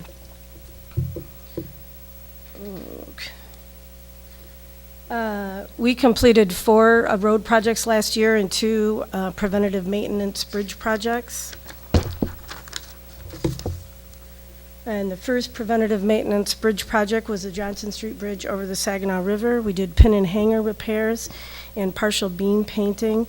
The final construction cost and design cost together was a little over $630,000. The first road project we completed was 19th Street between Lapeer and Janes, and Lapeer Street between southbound Vets Parkway and 19th Street. This was a 2-lane asphalt reconstruction project. The final cost with the design included was a little over $480,000. Second road project we completed was Niagara Street between Genesee Avenue and Johnson Street. This was a 3-lane asphalt reconstruction, and the final cost with design included was a little over $460,000. The third project that we did was actually considered a capital preventative maintenance project, so it wasn't a reconstruction. This was a capital preventative maintenance project for a 3-lane concrete road on Mackinac between State Street and Weiss Street. The total project with the design included was a little over $650,000. The design was around $37,000. We did replace all the water services on this section of Mackinac Street, and the water portion of the cost was $264,000. I bring that up because I want to talk about the total road cost between State Street and Weiss was only $355,000. That's $35 a square yard. That compares to $122 a square yard on Lapeer and 19th and $114 a square yard on Niagara Street. So that's the difference between a capital preventative maintenance project and the cost of a total road reconstruct. The final project we did was on Gabriel Road and Maple Street. And this was a crush and shape on Maple from Beacon south to Gabriel Road with an overlay, and then the construction or the paving of Gabriel Road to about 100 feet past the Greenpoint Nature Center entrance. This project cost, with design, $427,000, or a little over $427,000. But the construction cost was $410,000, and it was paid by $310,000 of public lands and highway discretionary program funds and $100,000 from Fish and Wildlife. Our contribution was construction engineering costs and design costs, which equaled about $16,950. This project included a bike trail from the intersection of Beacon and Maple to the entrance to the Greenpoint Nature Center parking lot. And the last project we did was Genesee Street Bridge over the Saginaw River. Again, it was preventative maintenance. And we did scour protection on the piers that are in the water. We added riprap around the piers, and we did splice plate repairs, and we did nosing and sidewalk repairs. The final project cost, including design, was $393,000. I also threw in a couple slides here of some work that our streets crews did. This past year, last year when I came before you, I said that our streets crews were going to do more and more in-house maintenance. And we did the project, we did several projects. These are the major projects. This is where our streets crews might have been out there for a week or more in time. This is a picture of Burt between 14th and 15th, and it's a concrete patch. This is some work they did on Betts Parkway. They are doing concrete repairs between 675 off-ramp and Lapeer Street in the southbound lanes. Previously, MDOT had done work in the northbound lanes, but MDOT has plans in the future to demolish the southbound bridge and make it two-lane over the other half of the bridge. So we were doing some work. MDOT did provide some of the equipment to help us out with this project. This is a picture of Livingston Drive, and I think you remember that Pastor Green came in. He complained about the condition of Livingston, particularly by Townsend Street. And our streets crew did come in and remove the pavement from Traynor to Townsend. That's about 3 city blocks. They put in an aggregate base, asphalt base, and then we resurfaced 2 inches across the whole roadway from curb to curb. We also had meetings with Stars, and it was very timely because they were combining all of their routes. And at the same time they combined their routes, they did agree to no longer drive on this particular roadway, local roadway, and they also agreed to change their routes and come off of several other of our local roadways. I think Carroll, Benjamin. There are some east side roads that they have to remain on that are local streets, and we're going to try to work with them to possibly upgrade some of those streets to more of a major street cross-section. 2016 construction. We have 5 road projects and 1 bridge project scheduled. North Mason Street is the first road project, and it is already under construction, and it was under construction last, oh, I have one. I've got this, sorry. This is like, I'm too short. Mason Street started last week. It is a 2-lane asphalt reconstruction project. All the water services are being replaced. The sewer services on the east side of the road are being replaced. We expect that project to be completed in mid-June. We have a local contractor that's Champagne and Marks out of Cotchville Township is the low bidder on that project. They had a low bid of $1.1 million. And this is one of our 2 projects this summer that we're using federal surface transportation urban local funds on. That's our federal road money. We're using $500,000 on this project. This is, we have another project we're hoping to bid in-house. This is a resurfacing of some downtown streets, Federal, Franklin, and Baum. We're talking about Federal from M13 to Warren, and Franklin from Janes to Johnson, and then Baum from Janes to Genesee. We're also going to do spot curb and gutter repairs and a replacement and sidewalk replacement. If you've been in that area, which I'm sure most of you have or all of you have, you'll know that with the Bancroft and Eddy parking lot and the Michigan Works project, they did replace sidewalk and curb and gutter around the perimeter of their project. We are going to come in and replace the slate curb and the sidewalk on other portions, like across the road from the Bancroft Eddy parking lot on the south side of that block of Federal Street. Also in front of the Castle Museum, they have a trip hazard between the curb and the sidewalk that we're hoping to eliminate with new sidewalk there. We're hoping to bid that in May and start construction in the middle of June with the completion date in the middle of August. This project, the estimate for this project is around $550,000, and it's predominantly being paid for with Act 51 major street money. This is our other, South Warren Avenue between Millard and Genesee is our other federal road project that we have slated for this summer. Between James and Genesee, it will be a mill and resurface and new sidewalk.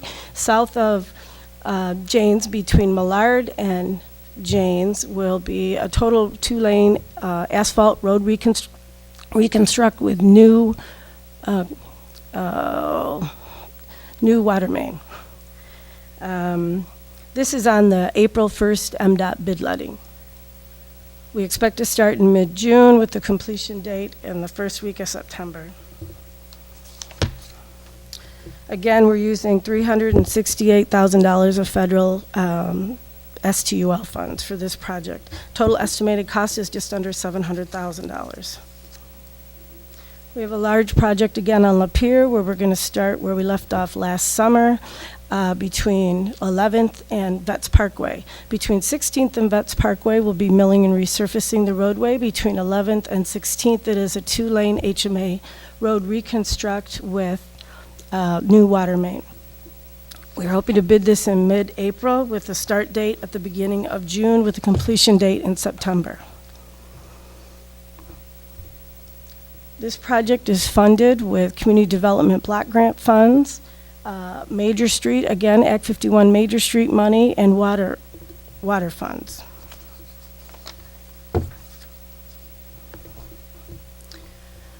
We have a very large bridge project this summer. We've combined our FY16 and FY17 critical bridge award money from the state to make one large project to hopefully get better prices with economy of scale.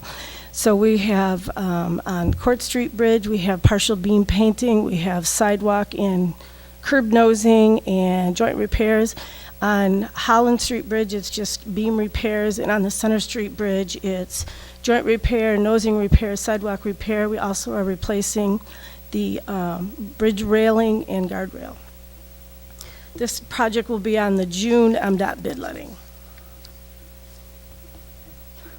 Construction should start in mid-July and be completed in mid-November. This is just under a $1.4 million project, $1.1 million of federal and state bridge funds.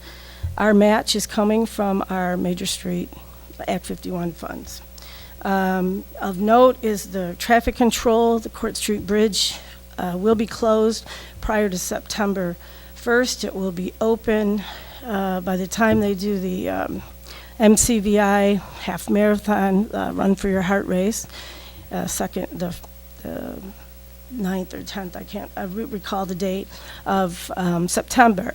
Then the Center Street Bridge will be closed following that, so that both bridges will not be closed at the same time. They are both using M46 as the detour route. All 3 bridges will have intermittent lane closures when the contractor is working. Lane closures, not total closures. The last project we have scheduled for this summer is the North Hamilton Street Enhancement Project from Court Street to Madison. It does include new decorative LED streetlights, new trees, and all new sidewalk. There's no decorative sidewalk. We're also installing benches, trash receptacles, and bike racks. As part of this project, we're also going to use Act 51 funds to mill and resurface the pavement so we don't have any patches from the curb and gutter that has to be removed and replaced for the ADA sidewalk ramps. This project is on the July 8th MDOT bid letting.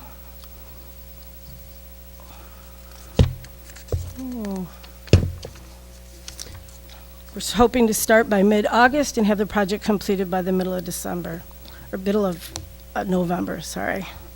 And this is partially funded by a Transportation Alternatives Program grant. That's a grant from MDOT. It is road money that comes to local jurisdictions to promote pedestrian, bicycle, or other modes of transportation other than vehicular.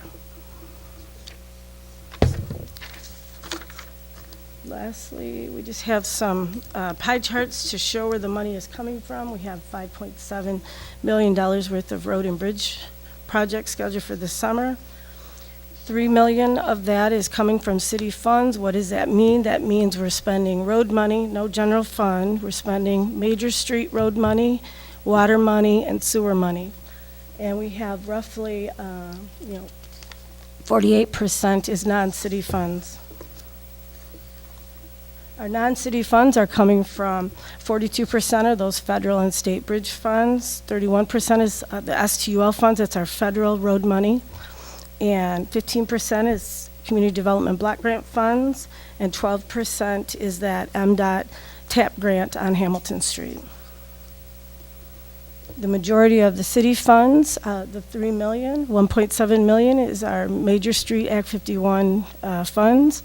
About $1 million is water funds. That is what our target is every year for our distribution system, is $1 million in water funds. And a small portion is sewer funds. We're paying for those sanitary sewer services on Mason, and we also have some drainage improvements that require manhole construction on some of these streets. This last slide is a busy slide. I just threw it in there to show all the funds together, what the majority, where it's coming from. And I won't go over that. Questions? Yes. Forward to this presentation, and you do always do such a good job. Okay, when are we going to get this new truck that we just, the Durapatcher. Yeah. It has to be here by July 1st. Okay. I don't know, but I imagine that it will take most of that time because it's being manufactured, but it will be here before July 1st. Okay. You don't just roll them off of the lot and they get constructed and Yeah. then as they get bought. Huh? Yes. Okay. Right near Thompson Middle School, Yeah. Congress Avenue is a disaster. I can't believe that the school district hasn't just been yelling and screaming about it. I don't know. But I don't see that on any of these plans, but would that truck help that situation there? I mean, practically You're talking about the asphalt piece or the concrete piece with the asphalt? Which side of Court Street? Asphalt on Congress. We do have some money that, I mean, the budget has not been passed and I don't know if it's balanced, but Yeah. we are trying to budget about $200,000 for a milling contract this year, and we have plans of our streets crew coming in and actually doing some paving, or we may have to, if it's too big of a project, that $200,000 might have to be spent on a milling and a resurfacing by an outside company. So that is Congress. I know that this morning when I was talking to the streets foreman, we were actually talking about Congress. There's also a lane of Court Street there that is a concern to us. But I can't tell you when because we haven't mapped out all of what we're going to do in the next 5 years, but that is on our list and we are aware that that's a problem. I don't know if that'll be the specific one we do with this milling and resurfacing project, but it's one of the options. Okay. So noted, I guess, is what I'm going to say. I just really want to encourage that, and if anybody's listening here from the school district, you may want to get on that, so. We've also talked about reconstructing Congress Street because if we do, it'll probably be a road diet, what we call where we narrow up the road, because there's portions of Congress that need to be totally reconstructed.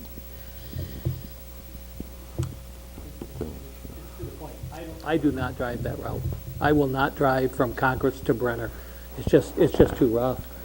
One of the things I noticed though was some of the intersections, and we may have had some work done that they need to come back because some of the spots are settling. I know it's concrete, but we had some utility or something come through. I'm not sure what that was, Beth, that we have done that. Do you know where? If you could give me the locations. Congress and Brenner is an obvious one. I mean, you slow down. Yeah, when Congress you get and Brenner might Yeah. be the water shop, actually. Yeah, well, I'm not sure on a couple of those, yeah. So I'll talk to them. Yeah. The other question I had real quickly, because I got the thing, and it may not have anything to do with us. I noticed downtown, on our streetscape, one of the utilities was doing some piping or whatever. And they've filled that in now with asphalt. I mean, we got this beautiful, nice streetscape, and then there's a little patch of asphalt. Will they come back and change that back to? Yeah, we have the stamps. They are coming Okay. back this spring. Oh, good, thank you. They That- will, the holes are actually gonna get bigger. They Yeah. have to go to the closest joint Yeah, line. We're more okay. worried about matching the color because Yeah. you don't do stamped concrete the way we used to do it. Okay. So But, well- that might be a little bit of a concern, but we're gonna have to get decorative concrete to come out and give us some advice on that. I was just hoping that, as of the answer, yes, they're gonna put that back as close as we can to what it was. Thank Yeah. you, that would be. There's good. actually two companies that came Okay. through. They Uh, couldn't share conduit. Yeah, I know. For some reason. Councilwoman Moore. I've got some concerns.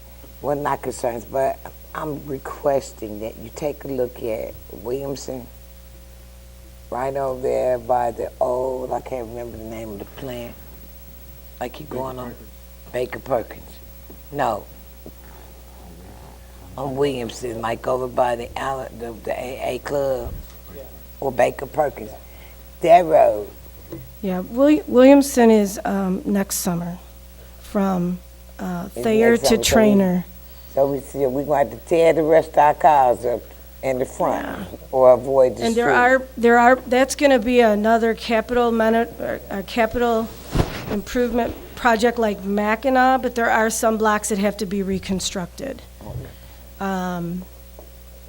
I can tell you that was submitted as part of our TIP as well as Vets Parkway. And 2020 should be Mackinac in front of Arthur Hill. That was submitted as part of our TIP. And then 2021 is Niagara from the railroad tracks to Genesee, from Rifkin North, right by Sassa. I definitely concur with the comments of my fellow councilpersons regarding Congress.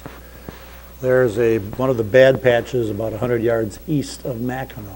There's two of them there, actually, as well as Brenner. But even on the east side of Court Street, it is horrendous at Congress.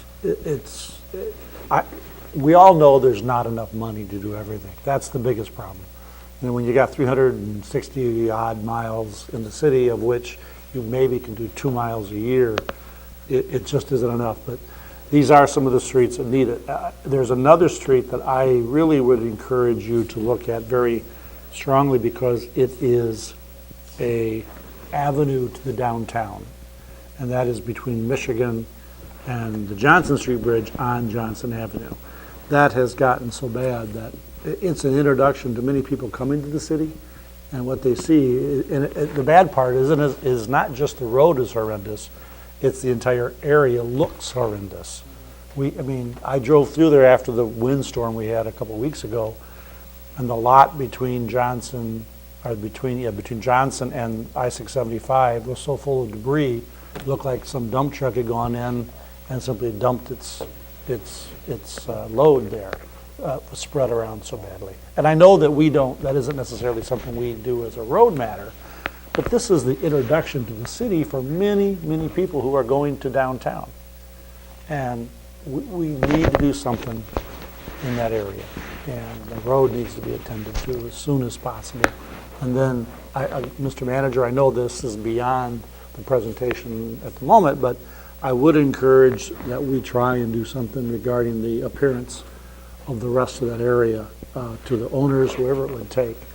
Maybe talk to the sheriff about getting a work crew over there, whatever it takes, because anybody coming into town from 675, from State Street going to downtown, it's the worst introduction to a city that you could possibly have. So I really would like to see something done there for that reason, as much as anything. Yes, let me just say, the projects I just mentioned are what we're planning to do with our federal road money, and there is with the new fast track, There is a 2% increase each year above and beyond. In fact, we're getting 50,000 more this year that we're going to actually add to the numbers you see on there for Mason because we're overmatched. That word just came from our MPO, but we'll be increasing that 2% each year. And then we also have the increase in Act 51 funds that are increasing from 2017 to 2021, where after 2021, that's the rate, the amount that we're going to stay. So I can't remember if we had this information and I presented it last year, but so just so everybody understands our road money, we get about 4.6 million prior to last year. The state has been increasing it.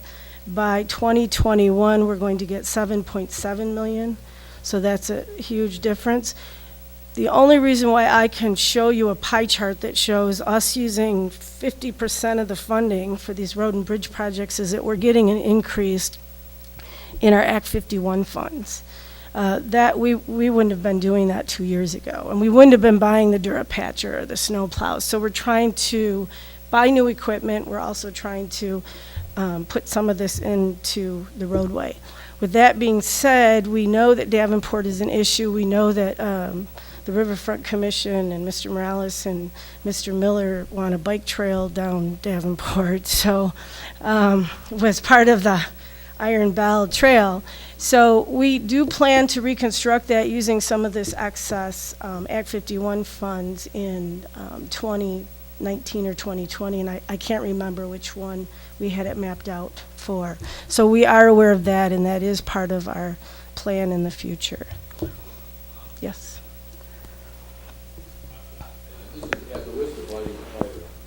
Mr. Clock here. This gets into the whole issue of, whether or not we support the county effort that they're looking at to raise funds for roads, or whether we tackle it alone. I think we're going to have a presentation sometime soon, maybe, Mr. Manager, on what your feeling is on the.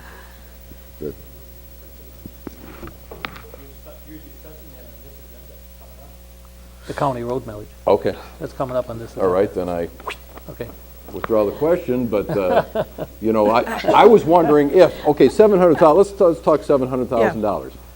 If that was raised by the city on this, could we buy another one of those vehicles? Two of them, maybe, No, can't? What I would tell you is that That's what I'm saying. These would fix the roads. that amount of money would resurface 20 blocks of local street. It would reconstruct about 8 blocks of local street, not major street, because it's a different cross section. It's not as expensive. All right. So those are That's just. good to hear. That's good to hear. Thanks. Yeah. All right.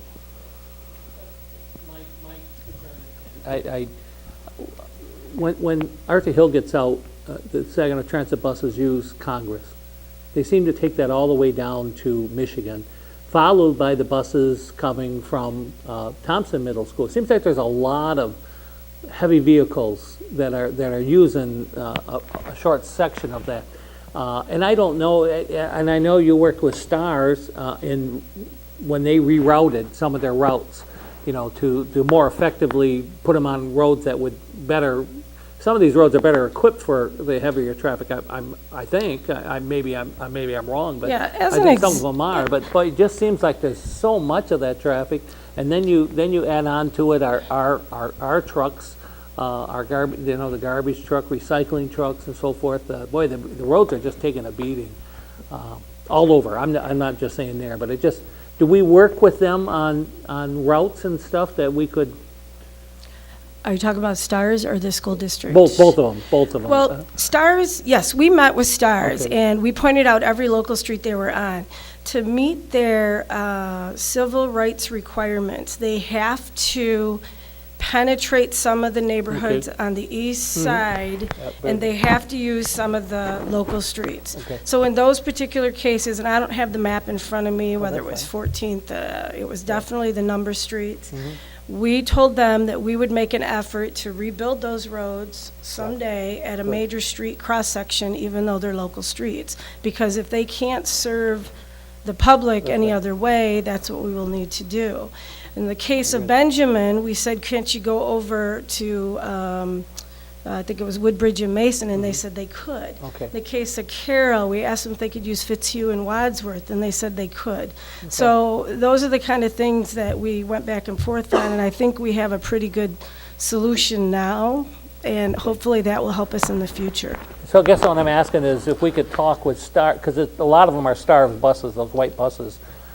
Take a look at that area there. They're using Congress a lot, and maybe we can come up with a better alternative for them, you know, because it's just going to keep beating it so bad, you know. Well, So, yeah, Congress needs to be rebuilt to a major street cross-section. It is a major street. It should carry major street traffic. Yeah. When you rebuild a road today, if you use federal road money, we have to show there's a truck route within a mile, or we have to build it to a truck route standard, and we have to allow trucks. So on Mason, we can prohibit trucks because we have Michigan Avenue and Schaefer, and we have Bay, and they're within a mile. Okay. Came up with Mackinac. Mackinac has trucks prohibited. That was we were questioned by MDOT at the grade inspection meeting. Again, we had to show Bay is there, and it is a truck route. Okay. Ideally, we would love to reconstruct everything to a major street cross-section. I think you have some old roads. I think you have a lot of concrete pavements that are right on clay. We found up on 19th Street, we had 3 inches of asphalt over aggregate. It just wasn't going to withstand the traffic, and that was a truck route. So you just need to rebuild more of them if we can, or overlay them. Add some more structural integrity to the pavement. Councilman Malls. Thank you very much. No problem. Do you, I know we advertise, we let them know through the website and through the newspaper when you're getting ready to do a road a month or two in advance. But could you put some of that stuff that's farther out, years out, could you put that on the website and submit that to the newspapers to let them know that? Because that'll take the load off the rest of the councilmen, because they be beating us on, when they gonna get that road fixed? You know, and then this way, they'll know that some of the roads will be getting fixed soon. Yeah, we actually have a submitted illustrative list with the MPO, and there are projects that if we had lots and lots of money, those are the projects that we would do, and we're actually due to update that list with our, with the county planning organization, and I can also share it with all of you. Okay, thank you. Well, I just want to say thank you. Yes. You did a tough job, but I'm always impressed how you do that. Yep. You do have a good grasp of the city streets and the different municipal or different laws that affect what we can do, and I just want to thank you for that. And I also want to thank you for taking initiative to contact STARS and try to work out some of that rerouting, because it just didn't make sense for STARS to use those streets, and if they further deteriorate the roads when we're paying to fix it. And so it's just like we're getting bit twice to an extent. But the question I did want to ask was, you mentioned Mackinac, and many of the individuals who come to the courthouse, they use Mackinac to get to the courthouse. And I heard that 2020, the front part of Arthur Hill was going to be looked at. Is that the only project on Mackinac from here to 2020? We have a plan to march all the way down to Hamilton on Mackinac, but it's, this next tip is 4 years. It goes to 2021, and that'll be the only section of Mackinac, unless we can put some of this other major street money towards it. But I imagine in the next tip, we'll go down one more section. They all have to be reconstructed, and they all need new water main. Okay, so up to 2020, this is the only section? Yes. But you do have a plan for the next tip, which is, I guess, the 4 years from... We do it every 4 years, and then we overlap a year, so the next one will be 2021, 22, 23, and 24. It seems like a far out, but it's amazing how fast it goes, to me anyway. But yes, this plan, what's on the tip right now is State Street down to Congress. And the extra Act 51 money, some of that will actually, we thought we were gonna have to construct that in 2 years because of what our funding at the federal level for our federal road funds, the STUL funds. But because we do have this extra Act 51 money now coming, we will be able to construct that in 1 season. So I would look for the section. The next section will go down to Alexander. Okay. That's after 2020. Yeah, Okay, thank you. unless we get a lot more money. Any other questions? Well, Beth, once again, thank you so much. We really appreciate what you and your staff have done. We just don't have enough funds for everything, but we're making the best with what you got. You're doing an excellent job. I commend you and your staff. Thank you. Thank you. Oh, you bet. Thank you. Thank you, Beth, and that concludes the management update. Mr. Clerk. And that takes us to the consent agenda. Okay, and I need a motion to approve the consent agenda, leaving items for exception. It's been moved and supported. Are there any exceptions? Councilman Clark, you have several. I have 2. Oh, you have 2. Go ahead. What number? 10 and 12. 10 and 12. Anyone else for exceptions? 12. 10 and 12. We got number 12 again. Any other exceptions? Being none, all in favor signify by aye. Aye. Those opposed, motion carries. Mr. Clerk, the exceptions? Number 10, approve ratification for emergency purchase order number 498466 and payment to Weller Truck Parts LLC for $2,276.20 for replacement rear end gear for truck number 530410 for the right-of-way division. Yes, thank you, Mr. Mayor. Mr. Manager, I certainly appreciate knowing that when we have emergencies, they're taken care of. The problem is with this, the council communication, it never really says what the emergency was. So I guess I'd like to know. I'm assuming it has something to do with the truck failing, but we're not told that. So could you just fill this, Mr. Riley? If you don't mind, perhaps just letting us know what the actual emergency was so that we can really understand the need for this. Certainly. My name is Don Riley. I'm the garage foreman here. This truck is one of the city's 12 major plow trucks.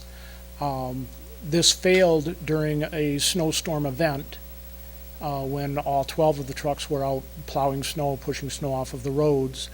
And since this time, since this repair, this truck has been pushed into service 2 more times for the snow events.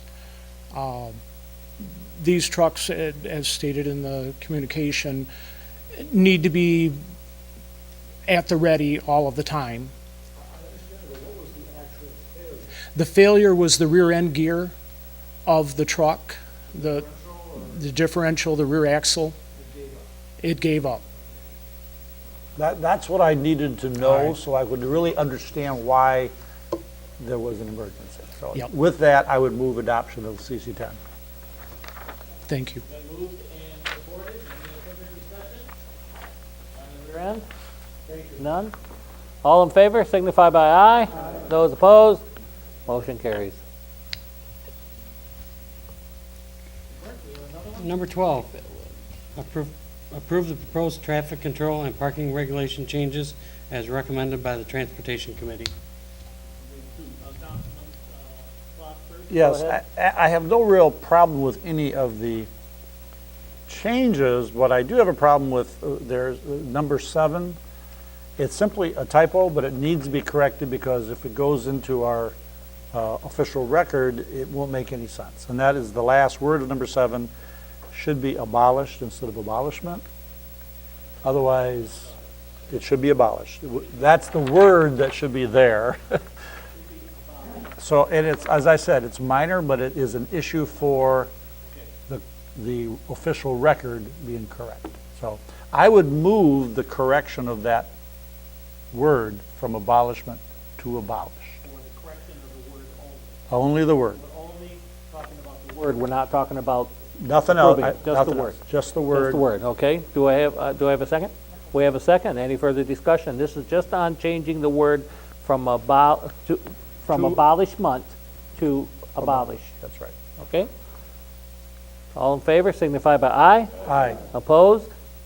Motion carries. With Now- that correction, I would then move, well, I'm sorry, there was another objection on Yes, it. yeah. That's right. If we could hear the other objection. Councilman Clark. Yeah. Okay, thank you. My concern is line 7, same one that Councilman Clark. I have a problem with reducing parking on those two streets. It's kind of a wide problem. It starts back when they started building enlarging the Vets Hospital with a lot of traffic, a lot of heavy traffic that demolished Mason Street for at least the past 5 or 6 years. A couple of years ago, they did a short job on potholes. And these were the potholes du jour. I couldn't care which way you turned, you couldn't miss the pothole. My concern is this. Are we done with that Mason Street yet? Is Mason Street done yet? No, they're working on it right now. Okay, fine. My concern is what consideration have we used to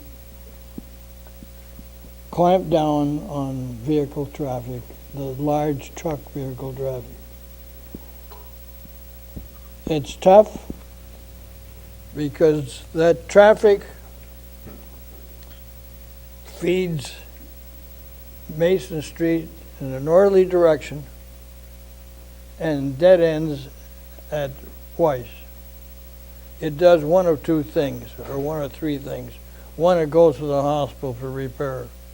The other, and I believe most of that traffic, makes a left turn in the westerly direction and moves that traffic from the south end to the north end, and rather than turn on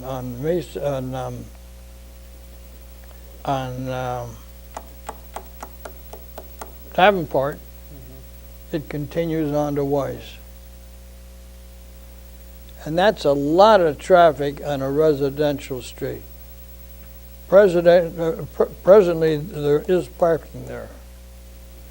If we demolish the parking, pardon me for using that word, and before I'm done, I would like to know what the reason for it was. When we abolish that parking, what we are doing, in essence, is inviting people to go 4 blocks uninhibited with speed. I'll guarantee you, when they cross Davenport, particularly if they already have a red light, a green light, they'll be flying through there. I don't know whether leaving the parking would be a deterrent. My only reason for saying that, it's possible that if we had parking on both sides of the street, might be a little deterrent. People may slow down a little. They may not. I would agree with you, but when we use federal road money, they won't pay for parking in a residential area. So to widen that road to accommodate a parking lane, we would have had to pay for that with city funds, because it's not wide enough now to meet federal design standards for a 2-lane asphalt road with 1 lane of parking. That's why the parking was prohibited. In 5 years, we can put parking back if we choose to do that as a city. We have done a couple of things. We do anticipate speeding. One of the things we have in our proposed budget, again, it's not adopted and we don't know how everything is going to balance out, is temporary speed humps that we would like to place temporarily in some neighborhoods. This came up with the citizens that live on Warwick Street. Warwick Street is not a major street, it's a local street. It runs north-south east of Mackinac. At least Mason Street is a major street. Warwick is not. We don't get any Act 51 funds to maintain it as a major street, but it carries more traffic than Mason does. So we have this idea of possible temporary speed humps that we would install in there to discourage traffic. And the other thing we've done recently is talk to MDOT. They actually had signing coming off the freeway to the VA that utilized Davenport and Mason Street. That signing has been removed, and we've asked them to route that traffic off the ramp, even if it's coming from the north, to take them down State Street, back up north on Michigan, and turn left or westbound on Weiss Street so that they're not going through the neighborhood. So that's a discussion we're having right now with MDOT. And the sign that was on Davenport is gone because we took it down, partially because we had construction going on.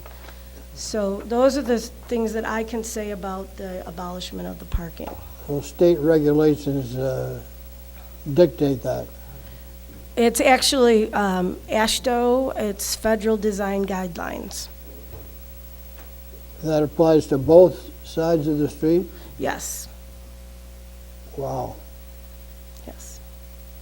And what was that limit of 4 or 5 years? After 5 years, we can put parking back on that. That's the limitation of how you would have to leave it in its current state and condition. And just so everybody knows, we had to do the same thing on 19th. That's also one of your regulations here. And it is creating some issues with the residents that we're trying to work out. Not only because of speeding, but because they needed the parking. So we're trying to work through those items. I was concerned more about the speeding. Yeah. Speeding is, that's not the only area where we have a speeding problem, but in a residential section like that, it's, thank you very much. I think you've answered my question. With that, I move adoption. Been moved and supported. Is there any further discussion? Being none, all in favor signify by aye. Those opposed, motion carries.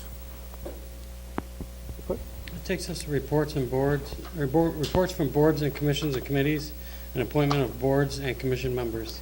Are there any reports from any council members on any committees or anything? Any reports?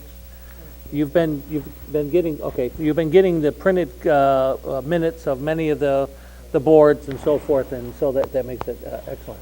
Okay, Councilman Cloris, you have one report. Very short. The planning commission. No, from one of the last week. The land bank. Okay. Land bank sales, January to 3/16 of this year. These are homes that were sold by the land bank. Okay. There was 19 sold to the total of 92,600, which is pretty good. Yep. That's monies that are coming in. That's tax dollars that are also being recycled. Short news on the clover. The clover that was done, about half worked and half didn't. The half that did work and worked extremely well was planted late in the year. And I think the reason for that is when you plant weeds and flowers and everything at one time, there's only so much nutrients to go around. So they'll be changing that. As of about 2 weeks ago, the land bank bought a piece of property on the corner of East Genesee and Franklin. They did it about the time that the ink went dry, because the walls started coming in. Yep. I won't dwell on the reason. The main reason is water damage from the Kahan building next door is what started that. That was bought by the land bank, and I'll end that by saying that I did talk to Tom Miller Sr. and asked him if it'd be a good idea if he presented a presentation for the council as to the status of the land bank. I think that there's been quite a few changes, a lot going on, and I think it should be updated. So I'll leave that to whoever is. And that's about it. Okay. That's about it. I don't. No, that's it. All right.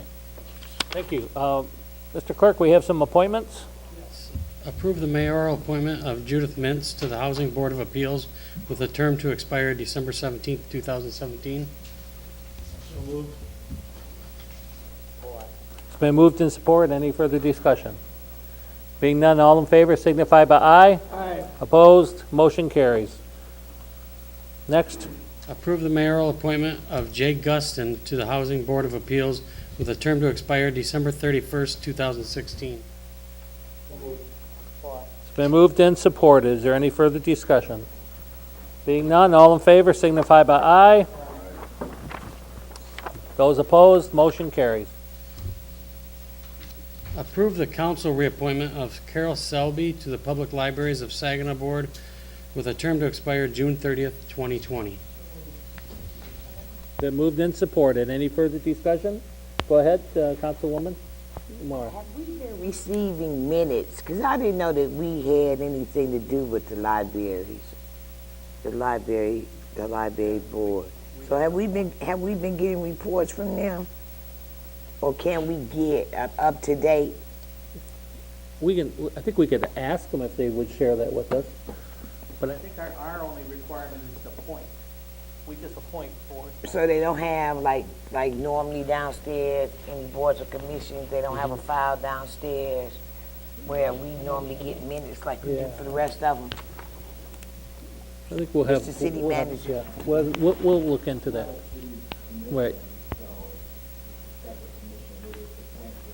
If you have minutes, then we can check to see if we can get copies of those, though.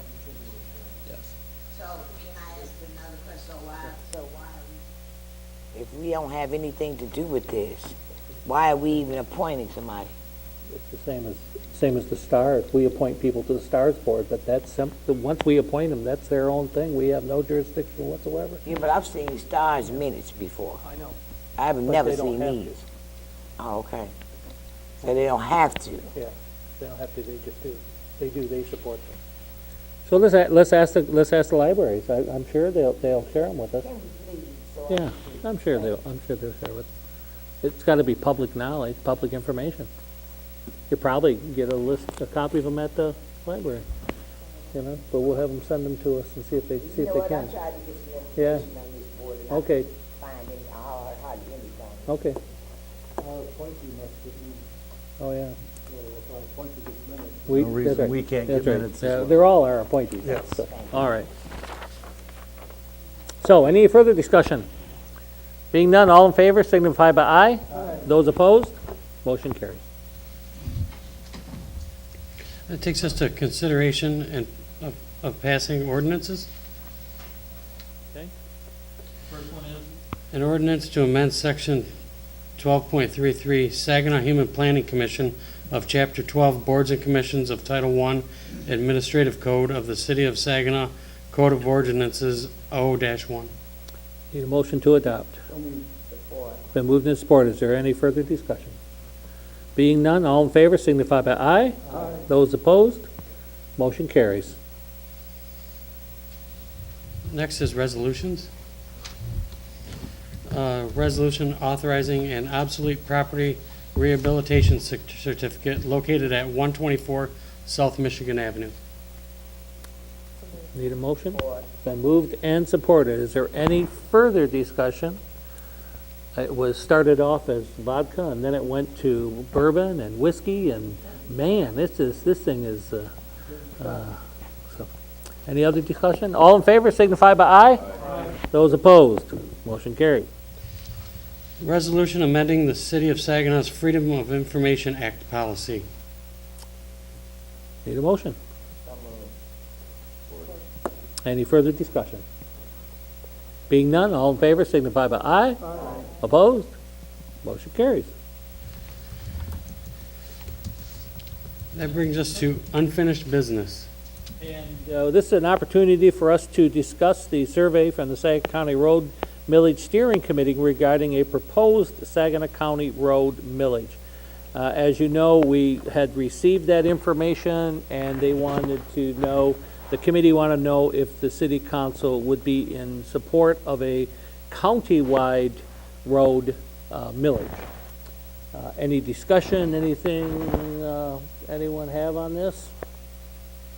Go ahead, Councilman Clark. Obviously, we just heard from our Beth London, our streets engineer, regarding the need for more funds. It isn't easy to ask any citizens for more taxes. That's the underlying issue. On the other hand, this is an opportunity, if we choose to join in with the county and the county does go forward, this would be an opportunity for us to at least find out what the citizens of the city think about it, with no cost to the city by way of an election cost, because the bill would be footed through the county's election. So the only reason I would suggest we agree to it, or the two reasons are, one, we need funds for our roads. We know that. We have citizens asking all of us all the time about how do we fix our roads. Ms. London indicated that there are going to be some increases, but even if we get to 7 million, it's not going to be enough to get the roads done. So I think trying to improve the roads for our citizens, particularly as we're trying to improve the appearance, improve the accessibility, improve the attractiveness of our city to development, to businesses, trying to improve these roads is good, as well as for them, as well as for our residents. So I would be in favor for that reason, but also for the reason that we wouldn't have to foot the bill for it, and it would give us an opportunity to find out. So, having said that, I'm sure there's more discussion. Further discussion? No. Go ahead, Councilman Tip. My opinion, I mean, I appreciate the county taking leadership as far as developing some type of intergovernmental cooperation, and I think that's really what this is ultimately about. I guess my concern is that it is a proposed 2 mil increase, and I know doesn't affect, or at least I don't believe it impacts what the city could assess if need be at a later point, but I guess I'm concerned about the flexibility as far as perceptually and the impact on our residents, considering about our increase in legacy costs and our steady, if not declining, revenue base. So I know it's kind of wordy, but I guess I don't want to seem like it's tying our hands in case something at a later point, something has to be done in order to correct any issues that may be later. I guess also, I guess I'm a little concerned about some of the assessments or some of the increases that the residents had voted on recently, specifically the public libraries and the county parks. I know there was a concern about some of the change in services recently, despite the increase. And as far as the county parks, there isn't a county park in the city. I know that there's efforts to create one, but as far as a city resident, I guess I would like to see some type of return for my tax dollars. And so I know the county made themselves available, and I apologize for not calling them and asking these questions directly to them, but I guess that's some of the concerns I have as a Saginaw resident. Yes.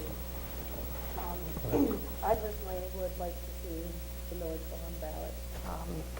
I do share the concern that, 2 mills is probably more than some people would like to pay, but I can't think of anything I hear currently more complaints about than, are the roads. And it's always the same answer. We don't have the money. If it's, depending upon the damage, we can try to, give people, give our streets department specific areas that they're trying to patch. But, I think this is the best thing we can do as far as, we can't wait for funding to come from the state necessarily. We can't count on that. And I think it's upon us as a city and as a county to try to find solutions that are within our borders. And I would support at least finding out what the citizens say. I mean, it's their choice, and if they don't support it, they can reject it at the ballot. And if they do, then at least we've moved forward.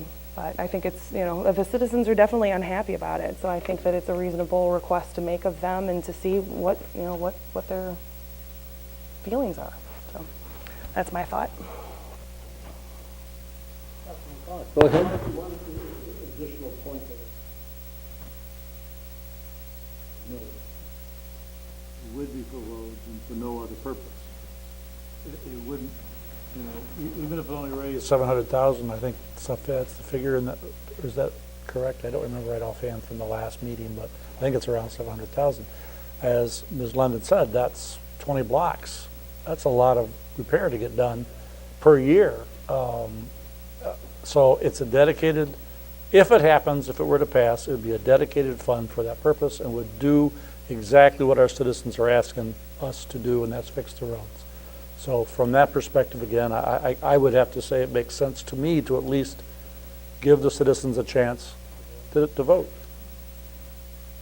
So if we put it on the ballot, and if it fails countywide, but yet looking at the results, we see where the citizens of Saginaw would have supported that, we can come back then again and have our own millage within the city, already knowing what the majority had voted, if they so choose to do that. So you got to you're going to get a picture of how they either support or didn't if it does go down. I mean, so it gives us that opportunity. Yes. Yeah. Councilman Tibbs? And I understand that, I guess there's 2 points I want to clarify. I understand that the dollars will come back to the city, about 700,000, and so the county doesn't really keep any of it. But I guess for me, I think I'd rather see intergovernmental cooperation toward, I guess, public safety services. I mean, considering that we're looking at losing part of our fire department, and we have a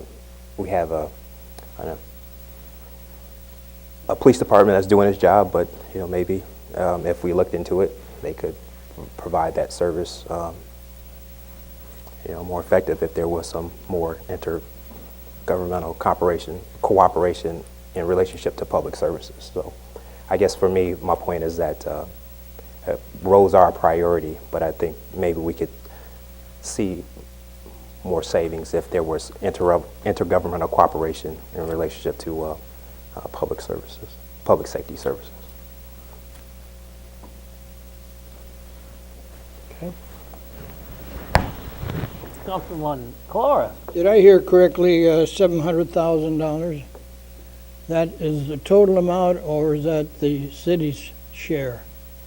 City share. This- City share. Is that correct? Yeah, that's correct. City share. The city share would be about 700,000.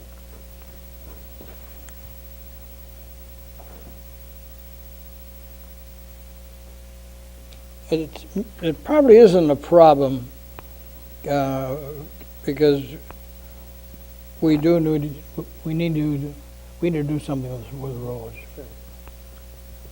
But 700,000 isn't going to do too much. But 700,000 still is a substantial amount. I would hate to see that defeated. And I'm questioning myself.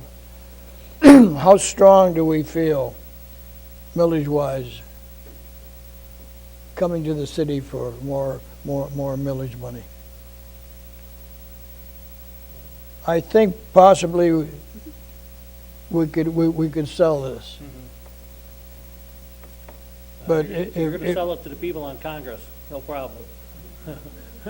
Between Court and Brenner, they'll vote for it. Oh, Now, the people on 19th, I don't know if they will, because they got a brand-new road already, see? So it's hard to imagine what's going to happen. that's my only concern. Sure. How strong do we feel about being able to do it?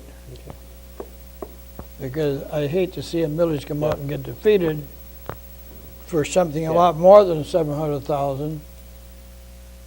It would put us in a different bargaining position. It's my only concern. Thank you. Councilwoman Moore? You know, once again, collaboration is always needed. My fellow council person, here, has a valid point. Collaboration is what we need. Every one of us has got, so this may be a chance to work together. I think right about now, the roads are so bad, everybody will jump on it. I mean, as long as the money is not that high, and we don't know what it's going to be. It would be nice if we could do like Ms. Kim did with the water, tell you how much more it's going to be. It would be real nice. But I'm all for it. I mean, All right.